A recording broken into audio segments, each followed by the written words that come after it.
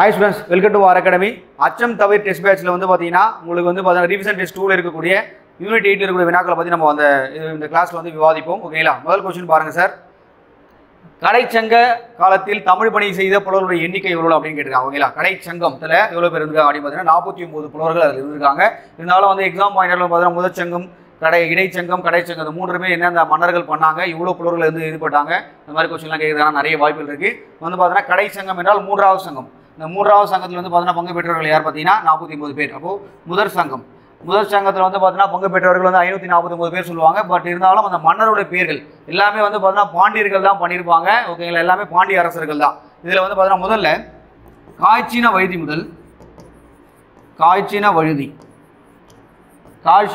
முதல் சரிங்களா? காய்ச்சின வழுதி முதல் கடுங்கோன் வரை எல்லாமே பாண்டிய அரசர்கள் சரிங்களா? அந்த மன்னர் முதல் இந்த மன்னர் வரைக்கும் வந்து பார்த்தீங்கன்னா அந்த முதற் சங்கமானது நடைபெற்றிருக்கும். இது எங்கே சார் நடந்திருக்கும் அப்படின்னு பார்த்தீங்கன்னா தென் மதுரையில் நடந்திருக்கும். தென் மதுரை என்பது குமரி கண்டத்தில் இருக்கக்கூடியது. கடலால் அழிக்கப்பட்ட ஒரு நகரம் சரிங்களா? இது வந்து தென் மதுரை. இது வந்து பார்த்தீங்கன்னா எந்த ஆற்றங்கரைன்னு கூட கேட்பாங்க சார் எக்ஸாமில். பற்றுளி ஆறு அதனுடைய ஆற்றங்கரையில் தான் வந்து பார்த்தீங்கன்னா தமிழ் சங்கமாக நடைபெற்றிருக்கும் சரிங்களா? இது வந்து கடலால் கொல்லப்பட்டது சார். இதில் வந்து பார்த்தீங்கன்னா எவ்வளோ புலவர்கள் இருப்பாங்க அப்படின்னு பார்த்தீங்கன்னா 549 புலவர்கள் இருப்பாங்க சார் முதல் சங்கத்தில். அதுவே வந்து பார்த்தீங்கன்னா இரண்டாவது சங்கம் இதாவது இடைச்சங்கம். இது வந்து பார்த்தீங்கன்னா வேண்டேட் செழியன் முதல் கடுங்கோன் முதல். அடுத்து வந்து பார்த்தீங்கன்னா வேண்டேட் செழியன் முதல் முடத்திருமாறன் வரை. இது எங்க சார் நடந்திருக்கும் அப்படின்னு பார்த்தீங்கன்னா கபாடபுரம் வந்து பார்த்தீங்கன்னா எந்த ஆற்றங்கரைக்கு கேட்பாங்க? குமரி ஆற்றங்கரை. இதுவும் கடலால் கொல்லப்பட்ட ஒரு நகரம் சரிங்களா? இதை வந்து பார்த்தீங்கன்னா இதில் எவ்வளோ சார் புலவர்கள் இருப்பாங்கன்னா 59 புலவர்கள் வந்து பங்கு பெற்றிருப்பார்கள் இது சரிங்களா? அப்போ வேண்டிய செழியன் முதல் முடத்திருமாறன் வரை. மூன்றாவது சங்கம் என்பது அதாவது பார்த்தீங்கன்னா கடைச்சங்கம் அப்படின்னு சொல்லுவாங்க. இப்போ தற்போது இருக்கக்கூடிய மதுரையில் நடைபெற்றது. இது வந்து பார்த்தீங்கன்னா முடத்திருமாறன்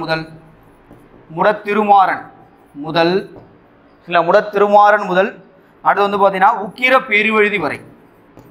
பெருவழுதி சரிங்களா? அது வரைக்குமே அந்த சங்கமானது நடைபெற்றிருக்கும் சார். இதில் வந்து பார்த்தீங்கன்னா தற்போது இருக்கக்கூடிய மதுரை சரிங்களா? அப்போ இது வந்து பார்த்தா எந்த ஆற்றங்கரைன்னு கேட்பாங்க? வைகை ஆற்றங்கரையில் தான் அந்த மதுரை தமிழ் சங்கம் நடைபெற்றது. இதில் தான் சார் 49 புலவர்கள் வந்து பங்கு பெற்றாங்க சரிங்களா? அப்போ அந்த மூன்றுமே வந்து பார்த்தீங்கன்னா எக்ஸாம்பிள் கேட்கறதுக்கான நிறைய வாய்ப்புகள் இருக்குது. அப்போ கடைச்சங்கம் அப்படின்னு பார்த்தீங்கன்னாவே 49 பேர். ஓகே. அது மட்டும் இல்லாமல் சங்கங்கள் இருந்ததாக சொல்லப்படக்கூடிய முச்சங்கங்கள் இருந்ததாக சொல்லப்படும் முதல்ல சொன்னது யார் அப்படின்னு பார்த்தீங்கன்னா மணிமேகலை ஏற்றிய சீத்தலை சாத்தனார் அவர்கள் தான் முதல்ல வந்து முச்சங்கங்கள் இருந்ததாக முதல்ல சொல்லப்பட்டவர். ஓகேங்களா? நல்லா ஆப்போசிட் போனோம். ஓகேங்களா? அது மட்டும் இல்லாமல் சார் வேற என்ன சார் கேட்பாங்க அப்படின்னு கேட்பாங்கன்னா வஜ்ரநந்தின்னு ஒருத்தர் படிச்சிருப்பீங்க. இப்போ ரீசெண்டாக நடந்தக்கூடிய ஒரு குரூப் 1 எக்ஸாம்பிளோட கேட்ட விஷயம். அதாவது மதுரையில் திராவிட சங்கத்தை நிறுவியவர் யார் அப்படிங்கிற வஜ்ரநந்தி அவர்கள். அதுக்கடுத்து பார்த்தா நீங்கள் பாண்டித்துரை தேவர் படிச்சிருப்பீங்க. அவர் வந்து பார்த்தீங்கன்னா தமிழ் சங்கம் நடத்திருப்பார். ஓகே. ரொம்ப முக்கியமான ஒரு விஷயம் தான். அப்போ தமிழ் சங்கம் ஞாபகம் வச்சுங்க சார். அடுத்த கொஸ்டின் பாருங்க சார். அடுத்த கொஸ்டின் வேறுபட்டதை காண்க அப்படின்னு கேட்குறாங்க. எல்லாமே அரசர்கள் ஒரு வம்சத்தை சேர்ந்த அரசர்கள் கொடுத்துருக்காங்க. வேற வம்சத்தில் வந்து டிஃப்ரெண்டாக கொடுத்துருக்காங்க. பார்க்கலாம். முதல்ல பாருங்க ஆதவன் வானவன் கூட்டுவன் செம்பியன் அப்படின்னு கொடுத்துருக்காங்க சரிங்களா? இதில் ஆதவன் வானவன் கூட்டுவன் இவங்க எல்லாமே சேர அரசர்களை பற்றி சொல்றது சரிங்களா? இந்த செம்பியன்ன்றது யார் அப்படின்னு பார்த்தீங்கன்னா செம்பியன் மாதேவி அப்படின்னு சொல்லுவாங்க. செம்பியன் மாதேவி கேள்விப்பட்டீங்களா? செம்பியன் மாதேவி வந்து பார்த்தீங்கன்னா ஒரு சோழ அரசர்கள் பற்றி சொல்றது சரிங்களா? அப்போ இதுதான் வந்து பார்த்தீங்கன்னா இங்கே தப்பாக கொடுத்துருக்காங்க. பொருந்தாது இது பார்த்தீங்கன்னா டி தான் ஆன்சர் செம்பியன் சார். வேற சார் எப்படி சார் கேட்பாங்க? ஆதவன் வானவன் குட்டுவன் இவங்க எல்லாமே வந்து பார்த்தீங்கன்னா சேர அரசர்கள். அது மட்டும் இல்லாமல் இரும்பொறை அப்படின்னு கூட முடியும். இரும்பொறை சரிங்களா? சேரன் செங்குட்டுவன் சரிங்களா? இமயவர்மன் நெடுஞ்சேரலாதன் இவங்க எல்லாமே என்ன சொல்லுவாங்கன்னா சேர அரசர்களை சொல்லுவாங்க. அது வந்து சோழ அரசர்களை செம்பியன் அப்படின்னு சொல்லுவாங்க. அடுத்து வந்து பார்த்தீங்கன்னா சென்னி கிள்ளி அடுத்து வந்து பார்த்தீங்கன்னா வளவன் இப்படிலாம் சொல்லுவாங்க சரிங்களா? சோழ அரசர்களை. அதுவே வந்து பார்த்தீங்கன்னா பாண்டிய அரசர்களை என்ன சார் சொல்லுவாங்க பார்த்தீங்கன்னா பாண்டிய அரசர்கள் என்ன சொல்லுவாங்கன்னா மாறன் வழுதி நெடுஞ்செழியன்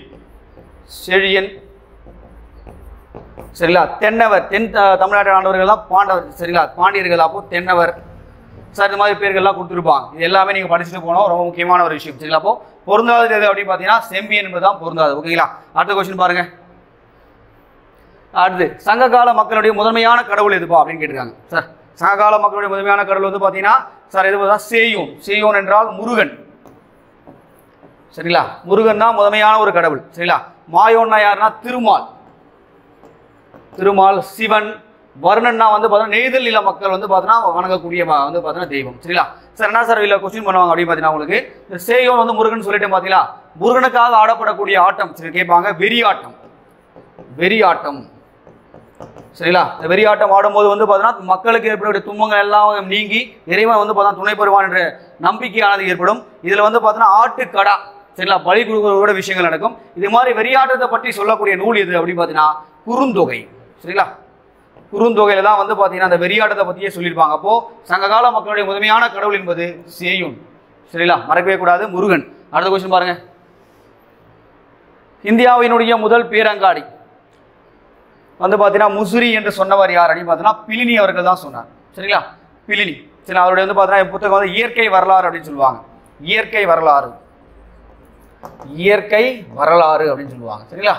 அதுவே வந்து பார்த்தீங்கன்னா தாலமி வந்து பார்த்தீங்கன்னா ஜியாகிரபி, புவியியல். சரிங்களா? அது மெகசனிஸ் வந்து பார்த்தீங்கன்னா ஹிண்டிகா அப்படின்னு சொல்லுவாங்க. அவருடைய எழுதிய புத்தகம் ஹிண்டிகா, இல்லை நீங்கள் படிச்சிருப்பீங்க. ஓகேங்களா சார்? இதில் வந்து பார்த்தீங்கன்னா முதல் பேரங்காடி சொன்னது வந்து பார்த்தீங்கன்னா யாரா முசிறி சொன்னது யாருன்னா பிலினி. முசிறி என்பது சேர அரசனுடைய ஒரு துறைமுக நகரம். ஓகேங்களா? அப்போ இந்த பிலினி யாருப்பா? இதெல்லாம் வந்து பார்த்தீங்கன்னா ரோமானிய நாட்டை சேர்ந்தவர்கள். இவரும் சரி தாலமி ரெண்டு பேருமே ரோமானிய நாட்டை சேர்ந்தவர்கள். அது மட்டும் இல்லாமல் நிறைய எவிடன்ஸ்லாம் இருக்குது. அர்த்தசாஸ்திரம், அர்த்தசாஸ்திரம் எழுதியவர் யாருன்னா சாணக்கியர் அவர்கள் எழுதிப்பார். அவர் வந்து பார்த்தீங்கன்னா அவரும் வந்து பார்த்தீங்கன்னா தமிழ்நாட்டில் இருக்கக்கூடிய அந்த பாண்டிய கவடகா அப்படின்னு சொல்லுவாங்க. அது வந்து பார்த்தீங்கன்னா ஒரு வந்து சேர அரசில் இருக்கக்கூடிய ஒரு இதுதான். சரி, அதை பற்றியும் அங்கே சொல்லியிருப்பாங்க. ஓகேங்களா? பாண்டிய கவடகா அப்படின்னு சொல்லுவாங்க. ஓகேங்களா? அது மட்டும் இல்லாமல் பக்காரே என்ற துறை, இந்த பிலினி இருக்கார் பார்த்தீங்களா, இவர் பக்காரே என்ற துறைமுகமானது சேர மன்னருடைய துறைமுகம். அந்த துறைமுகத்தை பாண்டியர்கள் வந்து கட்டுப்பாட்டில் வச்சிருந்தாங்க அப்படின்னு கூட சொல்லியிருப்பாங்க. சரிங்களா? அப்போ இந்தியாவினுடைய முதல் பேரங்காடி என்பது எது வந்து பார்த்தீங்கன்னா முசிறின்றது மறக்கூடாது. ஓகேங்களா? அடுத்த கொஸ்டின் பாருங்க. சார் அடுத்து குடவரை கோவில்கள் கட்டளைக்கு முன்னோடியாக திகழ்ந்த பல்லவரசன் யார் அப்படின்னு கேட்குறாங்க. சார் யார் சார் பல்லவரசன் அப்படின்னு பார்த்தீங்கன்னா மகேந்திரவர்மன். முதலாம் மகேந்திரவர்மன் அவர்கள் தான் என்ன சொல்லுவாங்க, சித்திரக்கார புலி அப்படின்னு சொல்லுவாங்க. ஓகேங்களா? அது வந்து பார்த்தீங்கன்னா சித்திரக்கார புலி, விசித்திர சித்தன் இப்படிலாம் சொல்லுவாங்க. அவருடைய நிறைய பட்டப்பெயர்கள் இருக்கு. குடவரை கோயிலை முதல்ல எங்க சார் கட்டார் அப்படின்னு பார்த்தீங்கன்னா அவர் விழுப்புரம். விழுப்புரத்தில் கிபி 7ஆம் நூற்றாண்டு. சரிங்களா? ரொம்ப முக்கியமானது. 7ஆம் நூற்றாண்டுல மண்டகப்பட்டு, மண்டகப்பட்டு. சரிங்களா? மாமல்லபுரம் இது எல்லாமே இதில் வந்து சொல்ல முடியும். சரிங்களா? அப்போ மகேந்திரவர்மன் தான் வந்து பார்த்தீங்கன்னா அந்த கட்டடக்கலைன்னு சொல்லுவாங்க, திராவிட கலைன்னு சொல்லுவோம். பார்த்தீங்கன்னா திராவிட கட்டளை முன்னோடியாக வந்து பார்த்தீங்கன்னா மகேந்திரவர்ம பல்லவனுடைய ஆட்சி காலம் நடைபெற்றது. அப்போ கட்டடக்கலைக்கு முன்னோடியாக வந்து யார் அப்படின்னு பார்த்தீங்கன்னா இவர் தான். சரிங்களா? அடுத்து வந்து பார்த்தீங்கன்னா நம்முடைய மாமல்லபுரத்தில் உள்ள கடற்கரை கோவிலை கட்ட வந்து யாருன்னா முதலாம் நரசிம்மவர்மன். சரிங்களா? முதலாம் நரசிம்மன் வந்து என்ன பண்ணிப்பாருன்னா அந்த மாமல்லபுரத்தில் கடற்கரை கோவில். இரண்டாம் நரசிம்மவர்மன் அதாவது ராஜசிம்மன், ராஜசிம்மன் இருக்கார் பார்த்தீங்களா, இவர் என்ன சார் பண்ணியிருப்பாருன்னா காஞ்சி கைலாசநாதர் கோவிலை கட்டியிருப்பார். காஞ்சி கைலாசநாதர் கோவில் இதெல்லாம் கட்டியிருப்பாங்க. அது மட்டும் இல்லாமல் பாண்டியர்கள் வந்து பார்த்தீங்கன்னா பிள்ளையார்பட்டியில் முதல்ல குடவரை கோவில் கட்டியிருப்பாங்க. பாண்டியர்கள் கட்டப்பட்ட ஒரு கலை என்பது முக்கியமானது. அது மட்டும் இல்லாமல் தென்னகத்தின் எல்லோரா அப்படின்னு சொல்லுவாங்க. சரிங்களா? தென்னகத்தின் எல்லோரா என்பது என்ன சொல்லுவாங்க அப்படின்னு பார்த்தா பாண்டியர்களால் கட்டப்பட்டது கழுகு. சரிங்களா? வெட்டுவான் கோவில் சொல்லுவாங்க. கழுகுமலையில் உள்ள வெட்டுவான் கோவில், தென்னகத்தின் எல்லோரா, இது எல்லாமே குறைவடை கோவில்கள் தான். எல்லாமே வந்து பார்த்தீங்கன்னா குடவரை கோவிலுக்கு வந்து எடுத்துக்காட்டாக சொல்லப்படக்கூடியது. ஓகேங்களா? இந்த காஞ்சி கைலாசநாதர் கோவில் வந்து கட்டது யாரா ராஜசிம்மன், இரண்டாம் நரசிம்மவர்மன், மறக்கூடாது. ஓகேங்களா சார்? அப்போ வந்து பார்த்தீங்கன்னா கட்டளக்கடையில் வந்து ரொம்ப சிறந்த விளங்குறது யாருன்னா மகேந்திரவர்மன். அவர் தோற்றுவித்த கலையானது அப்படியே வந்து பார்த்தீங்கன்னா ஒரு இதுவாக மாறி போய் லாஸ்ட்ல இந்த நந்திவர்மன் இருக்கார் பார்த்தீங்களா, இவர் வந்து கற்றளி கோவில்களை கட்ட ஆரம்பிச்சார். சரிங்களா? நம்ம வீட்டிலலாம் வந்து பார்த்தீங்கன்னா கட்டுக்கள்லாம் வச்சு கட்டுறோம் பார்த்தீங்களா, அது மாதிரி கோவிலில் கட்ட ஆரம்பிச்சது பார்த்தீங்கன்னா நந்திவர்மன். இவர் வந்து என்ன சொல்லுவாங்கன்னா திராவிட மன்னர் கூட சொல்லுவாங்க. என்ன சார் சொல்லுவாங்க? திராவிட மன்னர், திராவிட நந்தி, தமிழ் நந்தி எல்லாமே வந்து நந்திவர்மன் சொல்லுவாங்க. ஓகேங்களா? அடுத்த கொஸ்டின் பாருங்க. சார் அடுத்த கொஸ்டின், செம்பியன் மகாதேவி அதாவது மாதேவி. சரிங்களா? செம்பியன் மாதேவி பாணியை பின்பற்றி கோவில் கட்டக்கலையை அமைத்தவர்கள் யார் அப்படின்னு பார்த்தீங்கன்னா முற்கால சோழர்கள் தான் கட்டினாங்க. சரிங்களா? முற்கால சோழர்கள் தான், பிற்கால சோழர்கள் கிடையாது, முற்கால சோழர்கள். இவர் என்ன சார் பண்ணியிருப்பாங்க அப்படின்னு பார்த்தீங்கன்னா நம்முடைய முன்னோர்கள் கட்டிய சரிங்களா அந்த மண்ணால் செய்த அந்த இது இருக்கு பார்த்தீங்களா, மண்ணால் செய்த கோவில்கள் இல்லை மரத்தால் செய்த கோவில்கள் எல்லாத்தையுமே என்ன பண்ணியிருப்பாங்கன்னா செப்பணியிட்டு ஒரு கற்றளி கோவில்களாக கட்டியிருப்பார். அதுவும் ஆகம விதிப்படி கட்டியிருப்பாங்க. நம்ம ஆகம விதிப்படி கட்டியிருப்பாங்க. சரிங்களா? ரொம்ப முக்கியமானது, ஆகம விதிப்படி பண்ணியிருப்பாங்க. அதுக்கடுத்து சார் என்ன விஷயம்னா பிற்கால சோழர்கள் யார் அப்படின்னு பார்க்கலாம். இவர் வந்து முக்கால சோழர் தான் செம்பியன் மாதேவி, அது ஆதித்த சோழன், கரிகால சோழன், இவங்க எல்லாம் ஆதி சோழன் அவர்கள் என்ன பண்ணியிருப்பாருன்னா காவிரியினுடைய குறுக்கே அந்த அணை இருக்கு பார்த்தீங்களா, அணையினுடைய இருபுறமும் கோவிலை கட்டியிருப்பார் ஆதித்த சோழன். சரிங்களா? இவங்க முற்கால சோழர்கள். பிற்காலில் வரக்கூடிய இந்த நம்முடைய விஜயலாய சோழனுடைய வழித்தோன்றலாம் சொல்லுவாங்க, ராஜராஜ சோழன், ராஜேந்திர சோழன். இதில் வந்து பார்த்தீங்கன்னா நம்முடைய ராஜராஜ சோழன் கட்டின சரிங்களா தஞ்சை பிரகதீஸ்வரர் கோவில். தஞ்சை கோவில் இருக்கு பார்த்தீங்களா, இந்த தஞ்சை கோவில்லாம் சொல்லுவாங்கன்னா தென்னகத்தின் மேரு அப்படின்னு சொல்லுவாங்க. ரொம்ப முக்கியமானது. சரிங்களா, தென்னகத்தின் மேரு, தென்னகத்தின் மேரு அப்படின்னு சொல்லுவாங்க. சரிங்களா, தென்னகத்தின் மேரு சொல்லுவாங்க. இது வந்து உலக பாரம்பரிய சின்னமாக அறிவிக்கப்பட்டது. யுனெஸ்கோர்களால் 1987 அறிவிக்கப்பட்டது.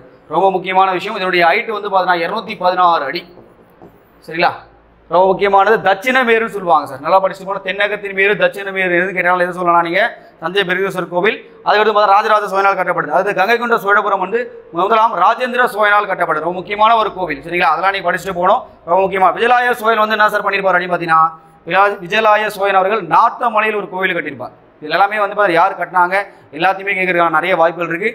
அப்போது செம்பியன் மாதேவி பவானி வந்து பார்த்தீங்கன்னா முற்கால சோழர்கள். சரிங்களா, பிற்கால சோழர்கள் தான் யார், விஜயலாய சோழனுடைய வழித்தோன்றலாக இருக்கக்கூடிய நம்முடைய ராஜராஜ சோழன், ராஜேந்திர சோழன், மூன்றாம் குலோத்துங்கன், மூன்றாம் ராஜேந்திரன் வரைக்குமே வந்து பார்த்தீங்கன்னா அந்த டைனாசிட்டி முடிவு வரைக்குமே வந்து பார்த்தீங்கன்னா அந்த ஆட்சி காலமான தொடரப்படும். ஓகேங்களா, அப்போது முற்கால சோழன் ஞாபகம் வச்சுங்க. ஓகேங்களா, அடுத்த கொஸ்டின் பாருங்க. அடுத்து, இந்தியாவில் முதலில் கண்டுபிடிக்கப்பட்ட பழங்கற்கால கருவிகள் இங்கிலாந்து நாட்டை சேர்ந்த ராபர்ட் ப்ரூஸ்வுட்டால் எந்த ஆண்டு கண்டுபிடிக்கப்படுதுன்னு கேட்குறாங்க. 1863 பல்லாவரத்தில் கண்டுபிடிச்சார். ரொம்ப முக்கியமான ஒரு கண்டுபிடிப்பு. இங்கே தான் கை கோடாரிகள் கண்டுபிடிச்சார். கை கோடாரிகள் இது வந்து பார்த்தீங்கன்னா எல்லாமே பழங்கற்கால கருவிகள். சரிங்களா, பழங்கற்கால பேத்தோலிக் இது பார்த்தீங்கன்னா ஏஜ் அப்படின்னு சொல்லுவாங்க.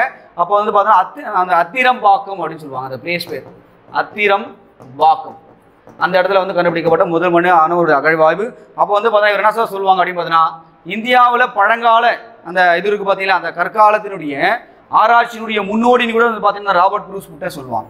ரொம்ப முக்கியமான ஒரு ஆள். சரிங்களா, அப்போது அங்கே கண்டுபிடிச்சி வந்து பார்த்தீங்கன்னா கை கோடார் என்பது கண்டுபிடிக்கப்பட்டது. தென்னிந்தியாவிலே சரி இந்தியாவிலே சரி முதல்ல அந்த கை கோடார்கள் கண்டுபிடிக்கப்பட்ட இடம் என்பது நம்முடைய பல்லாவரம் 1863. சில மறக்கவே கூடாது. சரிங்களா, அடுத்து பாருங்கள் சார், இந்த அறிக்கை மேடை பற்றி கூட எக்ஸாமில் கேட்பாங்க. சரிங்களா, அறிக்கைமேட்டில் 1940 மார்டிமர் வீலர் அவர்கள் வந்து பார்த்தீங்கன்னா அகழ்வாராய்ச்சி பண்ணியிருப்பார். இது எங்கே இருக்குது அப்படின்னு பார்த்தீங்கன்னா புதுச்சேரியில் இருக்குது. சரிங்களா, புதுச்சேரியில் இருக்குது. ரொம்ப முக்கியமான ஒரு விஷயம். சரிங்களா, அப்போ அகழ்வாராய்ச்சிகள் பட்ட இடங்கள் எல்லாத்தையுமே நம்ம படிச்சுட்டு போகிறது ரொம்ப நல்லது. சரிங்களா, அடுத்த கொஸ்டின் போலாமா சார்?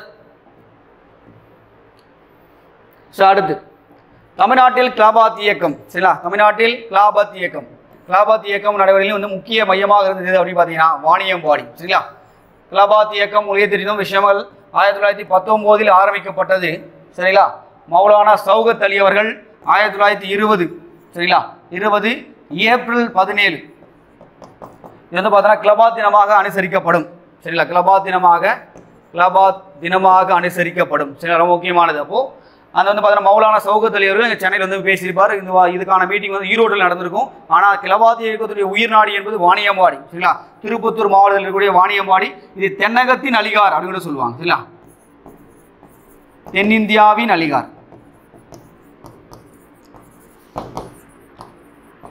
அலிகார் அப்படின்னு சொல்லுவாங்க. ரொம்ப முக்கியமானது. கிலாபாத் இயக்கம் என்பது எதுக்காக ஆரம்பிக்கப்பட்டிருக்கும் அப்படின்னு பார்த்தீங்கன்னா, நம்முடைய முஸ்லிம்கள் அவர்கள் கலிபா என்ற மத தலைவருடைய பதவியானது துருக்கியில் காலி செய்யப்பட்டிருக்கும். கலிபா என்ற பதவியானது துருக்கியில் காலி பண்ணிட்டு இருப்பாங்க. அதை வந்து மீண்டும் கொண்டு வரதுக்காக தான் என்ன பண்ணியிருப்பாங்கன்னா இவங்க கிலாபாத் மூவ்மெண்ட்டை ஆரம்பிச்சிருப்பாங்க. இதுக்கு வந்து காந்தியுடைய ஆதரவு கிடைக்கிட்டு இருக்கும். இங்கே வந்து பார்த்தீங்கன்னா கிலாபாத் இயக்கத்தினுடைய வந்து ரொம்ப இதுவாக இருந்தது யாருன்னா யாகூப் ஹாசன். இவரும் பார்த்தீங்கன்னா இவர் வந்து ஒத்தியாமைக்கு ரொம்ப பாடுபட்டார். இவரும் ராஜாஜும் ரொம்ப டிக் ஃப்ரெண்ட்ஸு. சரிங்களா, ரெண்டு பேருமே ரொம்ப இழுவாக இருந்தால் அடுத்து ஒத்தியாமை இயக்கத்தை 1920 ஸ்டார்ட் பண்ணுவாங்க. அப்போது உயிர் நாடியாக இருந்தது எது பார்த்தீங்கன்னா வாணியம்பாடி. ஏப்ரல் 17 என்பது கிலாபாத் தினமாக அனுசரிக்கப்பட்டது தமிழ்நாட்டில்.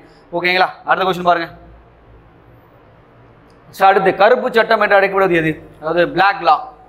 இது அப்படின்னு பார்த்தீங்கன்னா ரவுலட் சத்தியாகிரகம். சரிங்களா, ரவுலட் சட்டம் தான் என்ன சொல்லுவாங்கன்னா கருப்பு சட்டம் சொல்லுவாங்க. சிட்டி ரவுலட் அவர்கள் 1919 வந்து பார்த்தீங்கன்னா என்ன சார் பண்ணியிருப்பார் அப்படின்னு பார்த்தீங்கன்னா எந்த ஒரு பிடிவாரண்டும் கிடையாது. சரி, எந்த ஒரு இதுவுமே இல்லாமல் முன்னுரிமை இல்லாமல் அவங்களை அரெஸ்ட் பண்ணதுக்கான அதிகாரமானது பிரிட்டிஷ் கவர்மெண்ட் இருக்குன்னு சொல்லிட்டு பார்த்தீங்கன்னா அறிவிச்சார். இது வந்து பார்த்தீங்கன்னா கருப்பு சட்டம். இதுக்கான இது வந்து பார்த்தீங்கன்னா எங்கே சார் நடந்திருக்கும் பார்த்தீங்கன்னா சென்னையில். சரிங்களா, சென்னையில் நடந்திருக்கும். சென்னையில் வந்து பார்த்தீங்கன்னா சார் காந்தியடிகள் மார்ச் 18 வந்து பார்த்தீங்கன்னா ஒரு மெரினா பீச்சில் மிகப்பெரிய ஒரு கூட்டத்தை போடுவார். சரி, அதுக்கடுத்து வந்து பார்த்தீங்கன்னா ஏப்ரல் 6 சார் எல்லாமே வந்து பார்த்தீங்கன்னா 1919 இந்த காலகட்டம் தான் ஏப்ரல். சரிங்களா, ஏப்ரல் 6 வந்து பார்த்தீங்கன்னா மிகப்பெரிய எதிர்ப்பு ஆனது கிளம்பும். கருப்பு சட்டத்துக்கு வந்து பார்த்தீங்கன்னா கருப்பு தினமாக அனுசரிக்கப்படும். 18 மிகப்பெரிய மீட்டிங். இது வந்து பார்த்தீங்கன்னா சென்னை தமிழ்நாட்டில் தான் நடக்கும். அது மட்டும் இல்லாமல் ரவுலட் சத்தியாகிரகத்தினுடைய அதனுடைய எதிர்ப்புக்கான வந்து இது பண்ணுவோம் வந்து பார்த்தீங்கன்னா எந்த இடத்துல சார் எந்த வீட்டில் போட்டாங்க மீட்டிங் அப்படின்னு பார்த்தீங்கன்னா கஸ்தூரி ரங்க ஐயங்கர் வீட்டில் தான் வந்து பார்த்தீங்கன்னா அதனுடைய இப்படிலாம் எதிர்க்கலான்ற ஒரு பிளானே அவங்க பண்ணியிருப்பாங்க. ஓகேங்களா? அப்போ ஞாபகம் வச்சுங்க சார். சௌரி சௌரா சம்பவம் சார் 1922 சரிங்களா, 22 காவலர்களை படுகொலை செய்யப்பட்ட ஒரு இடம் சரிங்களா, சௌரி சௌரா உத்தரப்பிரதேசில் சரிங்களா. அடுத்து வந்து பார்த்தீங்கன்னா சைமன் குழு என்பது சார் எப்போ வரும் பார்த்தீங்கன்னா 1927 போடப்படும் சரிங்களா. 1927 போடப்பட்டு 1928 தான் சார் எங்கே சார் வருவாங்கன்னா பம்பாய்க்கு வருவாங்க, அதுவும் நவம்பர் டிசம்பர் வருவாங்க. ஆனால் சென்னைக்கு வரப்பட்டது எப்போனா 1929 பிப்ரவரி 18 தான் இவங்க என்ன பண்ணியிருப்பாங்க, சைமன் குழுவானது இந்தியாவுக்கு வந்திருக்கும். சைமன் குழுவானது மாண்டேக்கு சென்ஸ்போர்ட் திட்டத்தை ஆய்வு செய்வதற்காக இந்தியாவுக்கு அனுப்பப்பட்ட ஒரு குழு. இதில் வந்து பார்த்தீங்கன்னா சைமன் குழுவில் 1+7 ஓகேங்களா, மொத்தம் 8 பேர் இருப்பாங்க. ஒரு தலைவர், சைமன் தான் தலைவர், 7 உறுப்பினர்கள் இருப்பாங்க. அதில் யாருமே இந்தியர்கள் இல்லாதனால போகிற இடம் எல்லாமே சைமனை திரும்பி போன்னு சொல்லிட்டு எல்லாமே சொல்லியிருப்பாங்க. ஓகேங்களா? சரி, ஓகே சார், ஞாபகம் வச்சுங்க. அடுத்த கொஸ்டின் போலாமா சார்? அடுத்த கொஸ்டின், சரியான கூற்றை தேர்ந்தெடுக்கன்னு கேட்குறாங்க. பார்க்கலாம். முதல்ல சுதேசிமித்திரன் பருவத இதழ் 1891 தொடங்கப்பட்டது சரிங்களா. பருவத இதழ் மாத மேகசின்ஸாக வந்து 1891 தொடங்கப்பட்டது தான் சரி. அது வந்து பார்த்தீங்கன்னா டெய்லி வரக்கூடிய மேகசினாக மாறுது எப்போனா 1891 சில நாளில் தான் மாறுது. யார் சார் பண்ணியிருப்பாருன்னா அப்படி பார்த்தீங்கன்னா சுப்பிரமணியம் அவர்கள் தான் பண்ணியிருப்பார். உங்களுக்கு அடுத்து சென்னை வாசிகள் சங்கம் 1852 சரிங்களா, founded of the Madras native association சரிங்களா. யாருன்னா கஜலு, லக்ஷ்மி, நரசு இவராக வந்து தலைவராக இருந்திருப்பார். இவங்க வந்து என்ன அப்படின்னா சித்திரவதை ஆணையமானது டார்ச்சர் ஆக்ட் அதை ஒழிச்சு சித்திரவதை ஆணையம் என்ற ஒரு அமைப்பு வந்து ஏற்பட்டு ரொம்ப முக்கியமாக பாடுபட்டவர்கள்.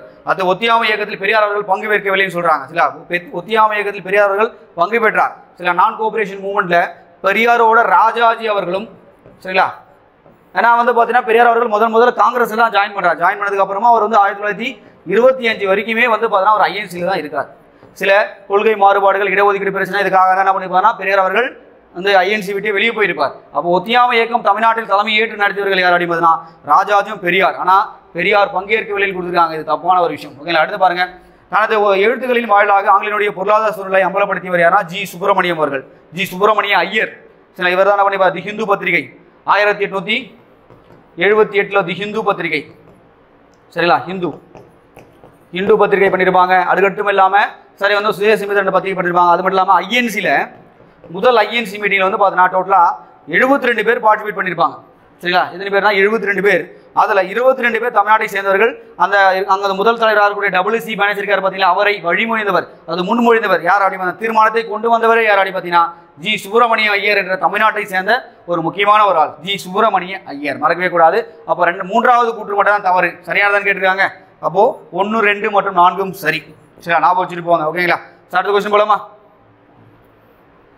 சார்? அடுத்த கொஸ்டின், சென்னையில் நடைபெற்ற இந்திய தேசிய காங்கிரசினுடைய 3வது மாநாட்டில் கலந்து கொண்ட மொத்த சென்னை மாகாணத்தை சேர்ந்த பிரதிநிதிகள் எவ்வளோ பேர் கேட்குறாங்க சார்? எவ்வளோ பேர்னா 362 பேர் கலந்துருப்பாங்க சரிங்களா. இது வந்து பார்த்தீங்கன்னா சென்னை 1000 விளக்கு மக்கீஸ் தோட்டத்தில் இந்த மீட்டிங் நடந்திருக்கும். பக்ருதீன் தியாப்ஜி அவருடைய தலைமையில் நடைபெற்ற ஒரு முக்கியமான மீட்டிங், 3வது ஐஎன்சி மீட்டிங். டோட்டலாக 607 பேர் கலந்துப்பாங்க சார். இதில் 362 பேர் வந்து சென்னை மாகாணத்தை சேர்ந்தவர்கள்.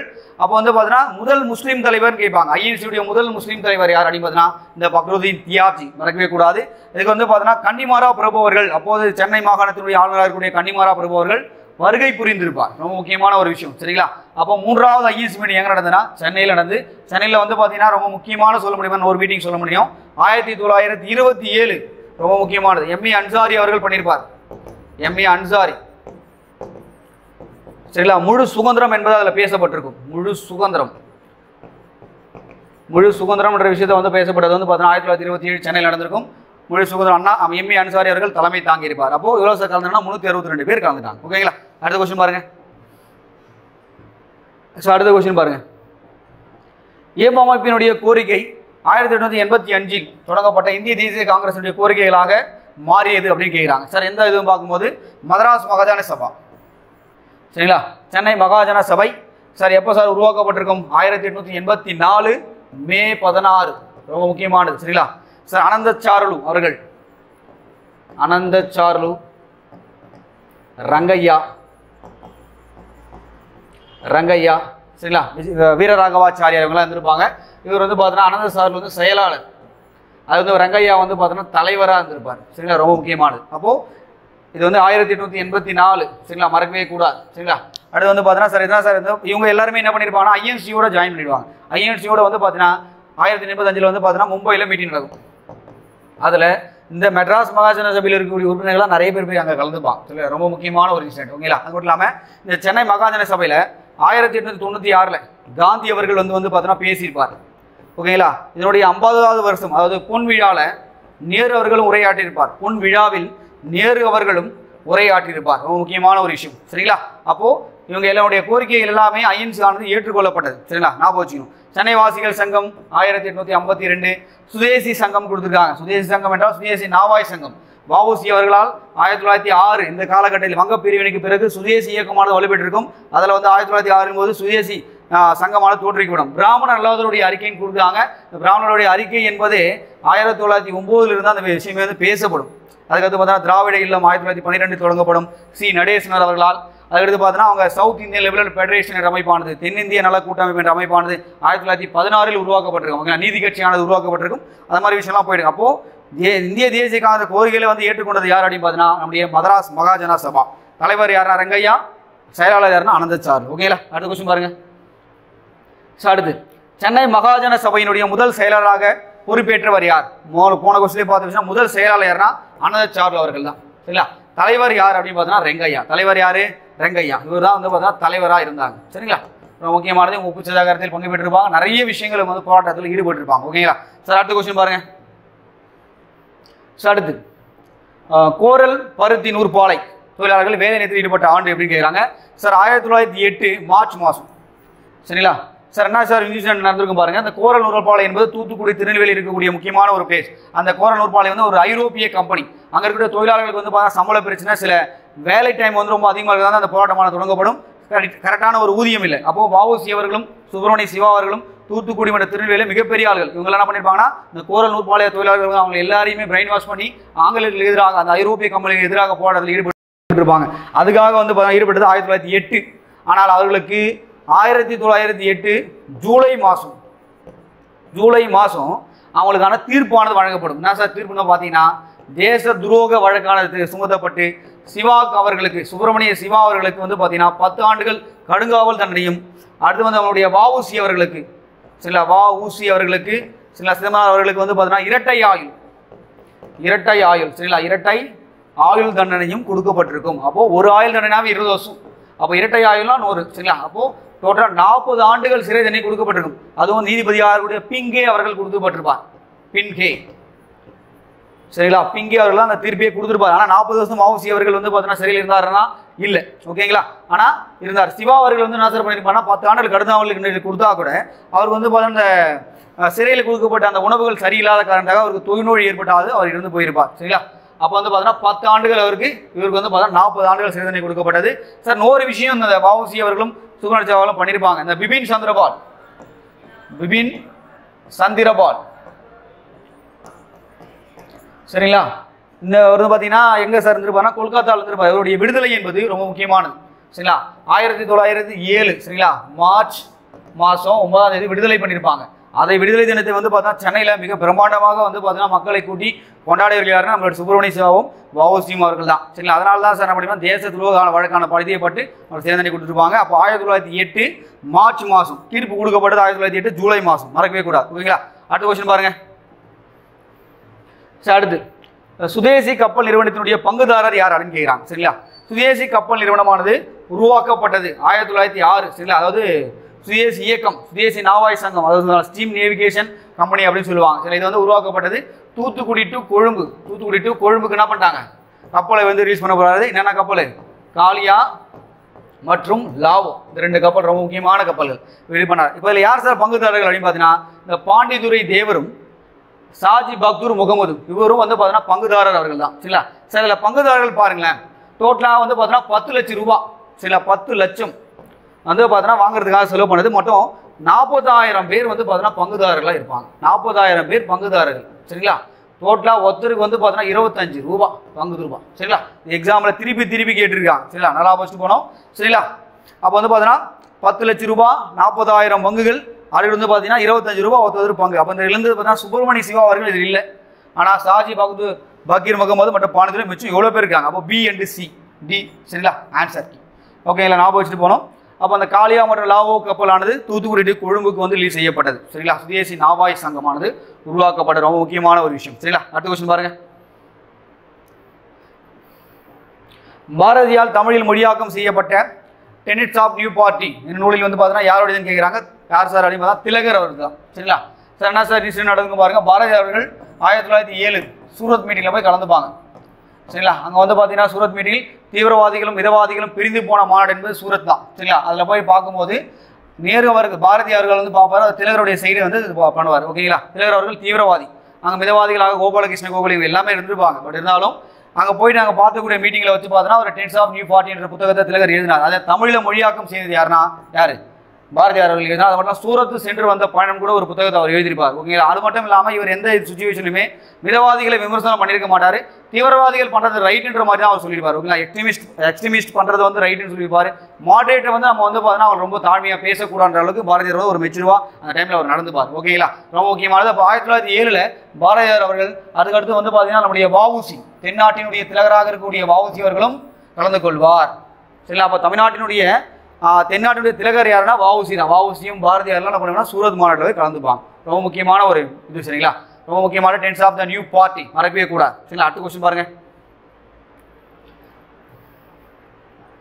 அடுத்து ஐரோப்பிய அதிகாரிகளை கொள்வதன் மூலம் இந்தியர்களை புரட்சிக்கு தூண்டுவது எவனுடைய குறிக்கோளாக இருக்கும் வழங்குகிறாங்க சரிங்களா. பாரத மாதா சங்கம் சரிங்களா. பாரத மாதா சங்கம் 1904 நீலகண்ட பிரம்மச்சாரி அவர்களால் உருவாக்கப்பட்ட நீலகண்ட பிரம்மச்சாரி சில ரொம்ப முக்கியமான ஆள். அவர் தான் வந்து பார்த்தீங்கன்னா உருவாக்கப்பட்டது சார். இந்த அமைப்பினுடைய நோக்கமே என்னன்னா ஆங்கிலேய அதிகாரிகளையும் சரி ஐரோப்பிய ஆள் எல்லாருமே என்ன பண்ணணும்னா கொள்றது. அதாவது பார்த்தீங்கன்னா புரட்சிகரவாதிகள்னு சொல்லுவாங்க, ரிவோல்யூஷனரி அப்படின்னு சொல்லுவாங்க. அப்போ வந்து பார்த்தீங்கன்னா இவங்களை வந்து பார்த்தீங்கன்னா அமைப்பானது உருவாக்கப்பட்டது. இருந்தாலும் லண்டன் ஹவுஸ் லண்டனில் இந்தியன் ஹவுஸ்ன்னு ஒரு அமைப்பு இருக்கும். இந்த அமைப்பு தான் வந்து பார்த்தீங்கன்னா லண்டன் ஹவுஸ் சரிங்களா. Indian house. இந்த ஹவுஸில் வந்து பார்த்தீங்கன்னா நம்மளுடைய வாவே சுப்பிரமணிய ஐயர் அவர்கள் பயிற்சி பெற்று வருவார் சில பயிற்சி பெற்று இந்தியாவுக்கு வருவார் சார். இந்த அமைப்பானது லண்டனில் முதல்ல ஆரம்பிச்சுட்டு திருப்பி என்ன பண்ணியிருப்பாங்க பாரிஸுக்கு மாற்றிருப்பாங்க. சில பிரச்சனைகள் அங்கே நடந்திருக்கும் சார். அங்கே இருக்கக்கூடிய ஆங்கிலேய அதிகாரிகளையே வந்து பார்த்தீங்கன்னா இந்த இந்தியன் ஹவுஸில் இருக்கக்கூடிய பயிற்சி பெற்ற ஆள்கள் என்ன பண்ணால் ஆங்கிலேயர்களை சுட்டு கொண்டிருப்பாங்க. இதனால் என்ன சார் நடந்திருக்குன்னா இவங்க வந்து பாரிஸுக்கு மாற்றிருப்பாங்க. அடுத்து வந்து பார்த்தீங்கன்னா பிரான்ஸில் தான் இருக்கிறது தான் பாரிஸ் ஓகேங்களா. இந்த வாவே சுப்பிரமணியர் இருக்கார் பார்த்தீங்கன்னா இவர் வந்து ரஷ்யா போயிட்டு வெடிகுண்டெல்லாம் வந்து பார்த்தீங்கன்னா கற்றுட்டு வருவார். வெடிகுண்டில் வந்து பயிற்சிகள் எப்படிலாம் வெடிகுண்டில் வந்து ஹேண்டில் பண்ணுற எல்லா விஷயமே கற்றுட்டு வந்து இங்கே நம்ம இருக்கக்கூடிய எங்கள் வாஞ்சிநாதன் அவர்களுக்கு வாஞ்சிநாதன் கேள்விப்பட்டிருப்பீங்க. மணியாச்சி ரயில் நிலையம் வாஞ்சிநாதன் அவர்களுக்கு வந்து துப்பாக்கி சுடும் பயிற்சியை கற்றுக் கொடுத்தவர் யார் அப்படின்னு பார்த்தீங்கன்னா நம்முடைய வாவே சுப்பிரமணிய ஐயர் தான். வாவே சுப்பிரமணிய ஐயர் வந்து பார்த்தீங்கன்னா போகை பயிற்சி கொடுத்து மணியாச்சி ரயில் நிலையத்தில் WD ஆஷ் அவர்களை படுகொலை செய்யப்பட்டிருப்பார்கள். WD ஆஷ் அவர்கள் திருநெல்வேலி மாவட்டத்துடைய கலெக்டர் அவர் சரிங்களா. அவரை சரிங்களா அந்த டேட் ரொம்ப முக்கியம் சார், நல்லா படிச்சுட்டு போகணும். ஜூன் 17 1911 சரிங்களா. 1911 ஜூன் 17 சுட்டு கொண்டப்பட்டிருக்கும். சுட்டு கொண்டுட்டு அவரும் தன்னைத்தானே வந்து பார்த்தீங்கன்னா தற்கொலை வந்து பண்ணிப்பார் ஓகேங்களா. வாஞ்சிநாதன் அவர்கள் ரொம்ப முக்கியமானது. WD ஆஷ் படுகொலை மறக்கவே முடியாத ஒரு விஷயம் சரிங்களா. அப்போ பாரத மாதா சங்கம் என்பது அதிகாரிகளை கொள்வதற்காக தூண்டப்பட்ட ஒரு அமைப்பு. இது தொடங்கியவர் யாரும் நீலகண்ட பிரம்மச்சாரி. இப்போ கூட வந்து பார்த்தா குரூப் 1 எக்ஸாமில் கேட்ட விஷயம் பார்த்தீங்கன்னா இந்த ஆஷ் படுகொலையில் முதல் குற்றவாளி யாருன்னு கேட்டாங்க சரிங்களா. முதல் வாஞ்சிநாதன் இறந்து போயிட்டார். ஆனால் அவருக்கு துப்பாக்கி பயிற்சி அள்ளி கொடுத்தவர் யார் அப்படின்னு பார்த்தீங்கன்னா வாவே சுப்பிரமணியர் தான் வந்து பார்த்தீங்கன்னா அவருடைய முதல் குற்றவாளியாக கருதப்படுகிறார் சரிங்களா. நல்லா போச்சுன்னு ஓகேங்களா. இந்த வாவே சுப்பிரமணியர்கள் தான் திருநெல்வேலி மாவட்டத்தில் சேரமான் குருதேவை படிச்சிருப்பீங்களா. குருகுல கல்வி சேரமான் தேவி குருகுல கல்வி படிச்சிருப்பீங்க. அதனுடைய வந்து ஓப்பன் பண்ணது யாருன்னு இந்த வாவே சுப்பிரமணிய ஐயர் தான் சரிங்களா. அடுத்த கொஸ்டின் பாருங்க.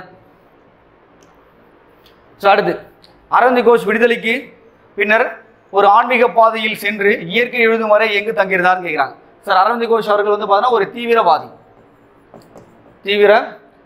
அப்படின்னு சொல்லுவாங்க. தீவிரவாதி. இந்த தீவிரவாதி வந்து பார்த்தீங்கன்னா எங்கே சார் கடைசியில் வந்தால் பாண்டிச்சேரியில் போய் தங்கிப்பாங்க. ஏன்னா பாண்டிச்சேரி என்பது பிரான்ஸ்காரங்க வந்து ஆட்சி பண்ண ஏரியா. அப்போ வந்து ஆங்கிலேயர்கள் வந்து எந்த ஒரு அனுமதி பெறாமல் அங்கே போக முடியாது. அப்போது தீவிரவாதிகளுடைய புகலிடமாக மாறியது வந்து பாண்டிச்சேரி. பாரதியார் அவர்களும் அங்கே தான் போய் ஒழிஞ்சுப்பார் சரிங்களா. அப்போ வந்து பார்த்தீங்கன்னா பாரதியார் அவர்களும் அடிக்கடிக்கு வந்து எங்கே போவார் அதான் வந்துப்பார் சரிங்களா. சுப்பிரமணிய ஐயர் அரவிந்த் கோஷ். இந்த அரவிந்த் கோஷோட பத்திரிகை வந்து பார்த்தீங்கன்னா வந்தே மாதரம் முக்கியமான ஒரு பத்திரிகை. வந்தே மாதரம் வந்தே மாதரம். சரிங்களா, ரொம்ப முக்கியமான விஷயம், ஞாபகம் வச்சுட்டு போங்க. அப்போ இவர் எங்கே சார் போயிட்டு இருப்பார்னா பாண்டிச்சேரிக்கு போயிருப்பார். சார் அடுத்த கொஸ்டின் பாருங்க.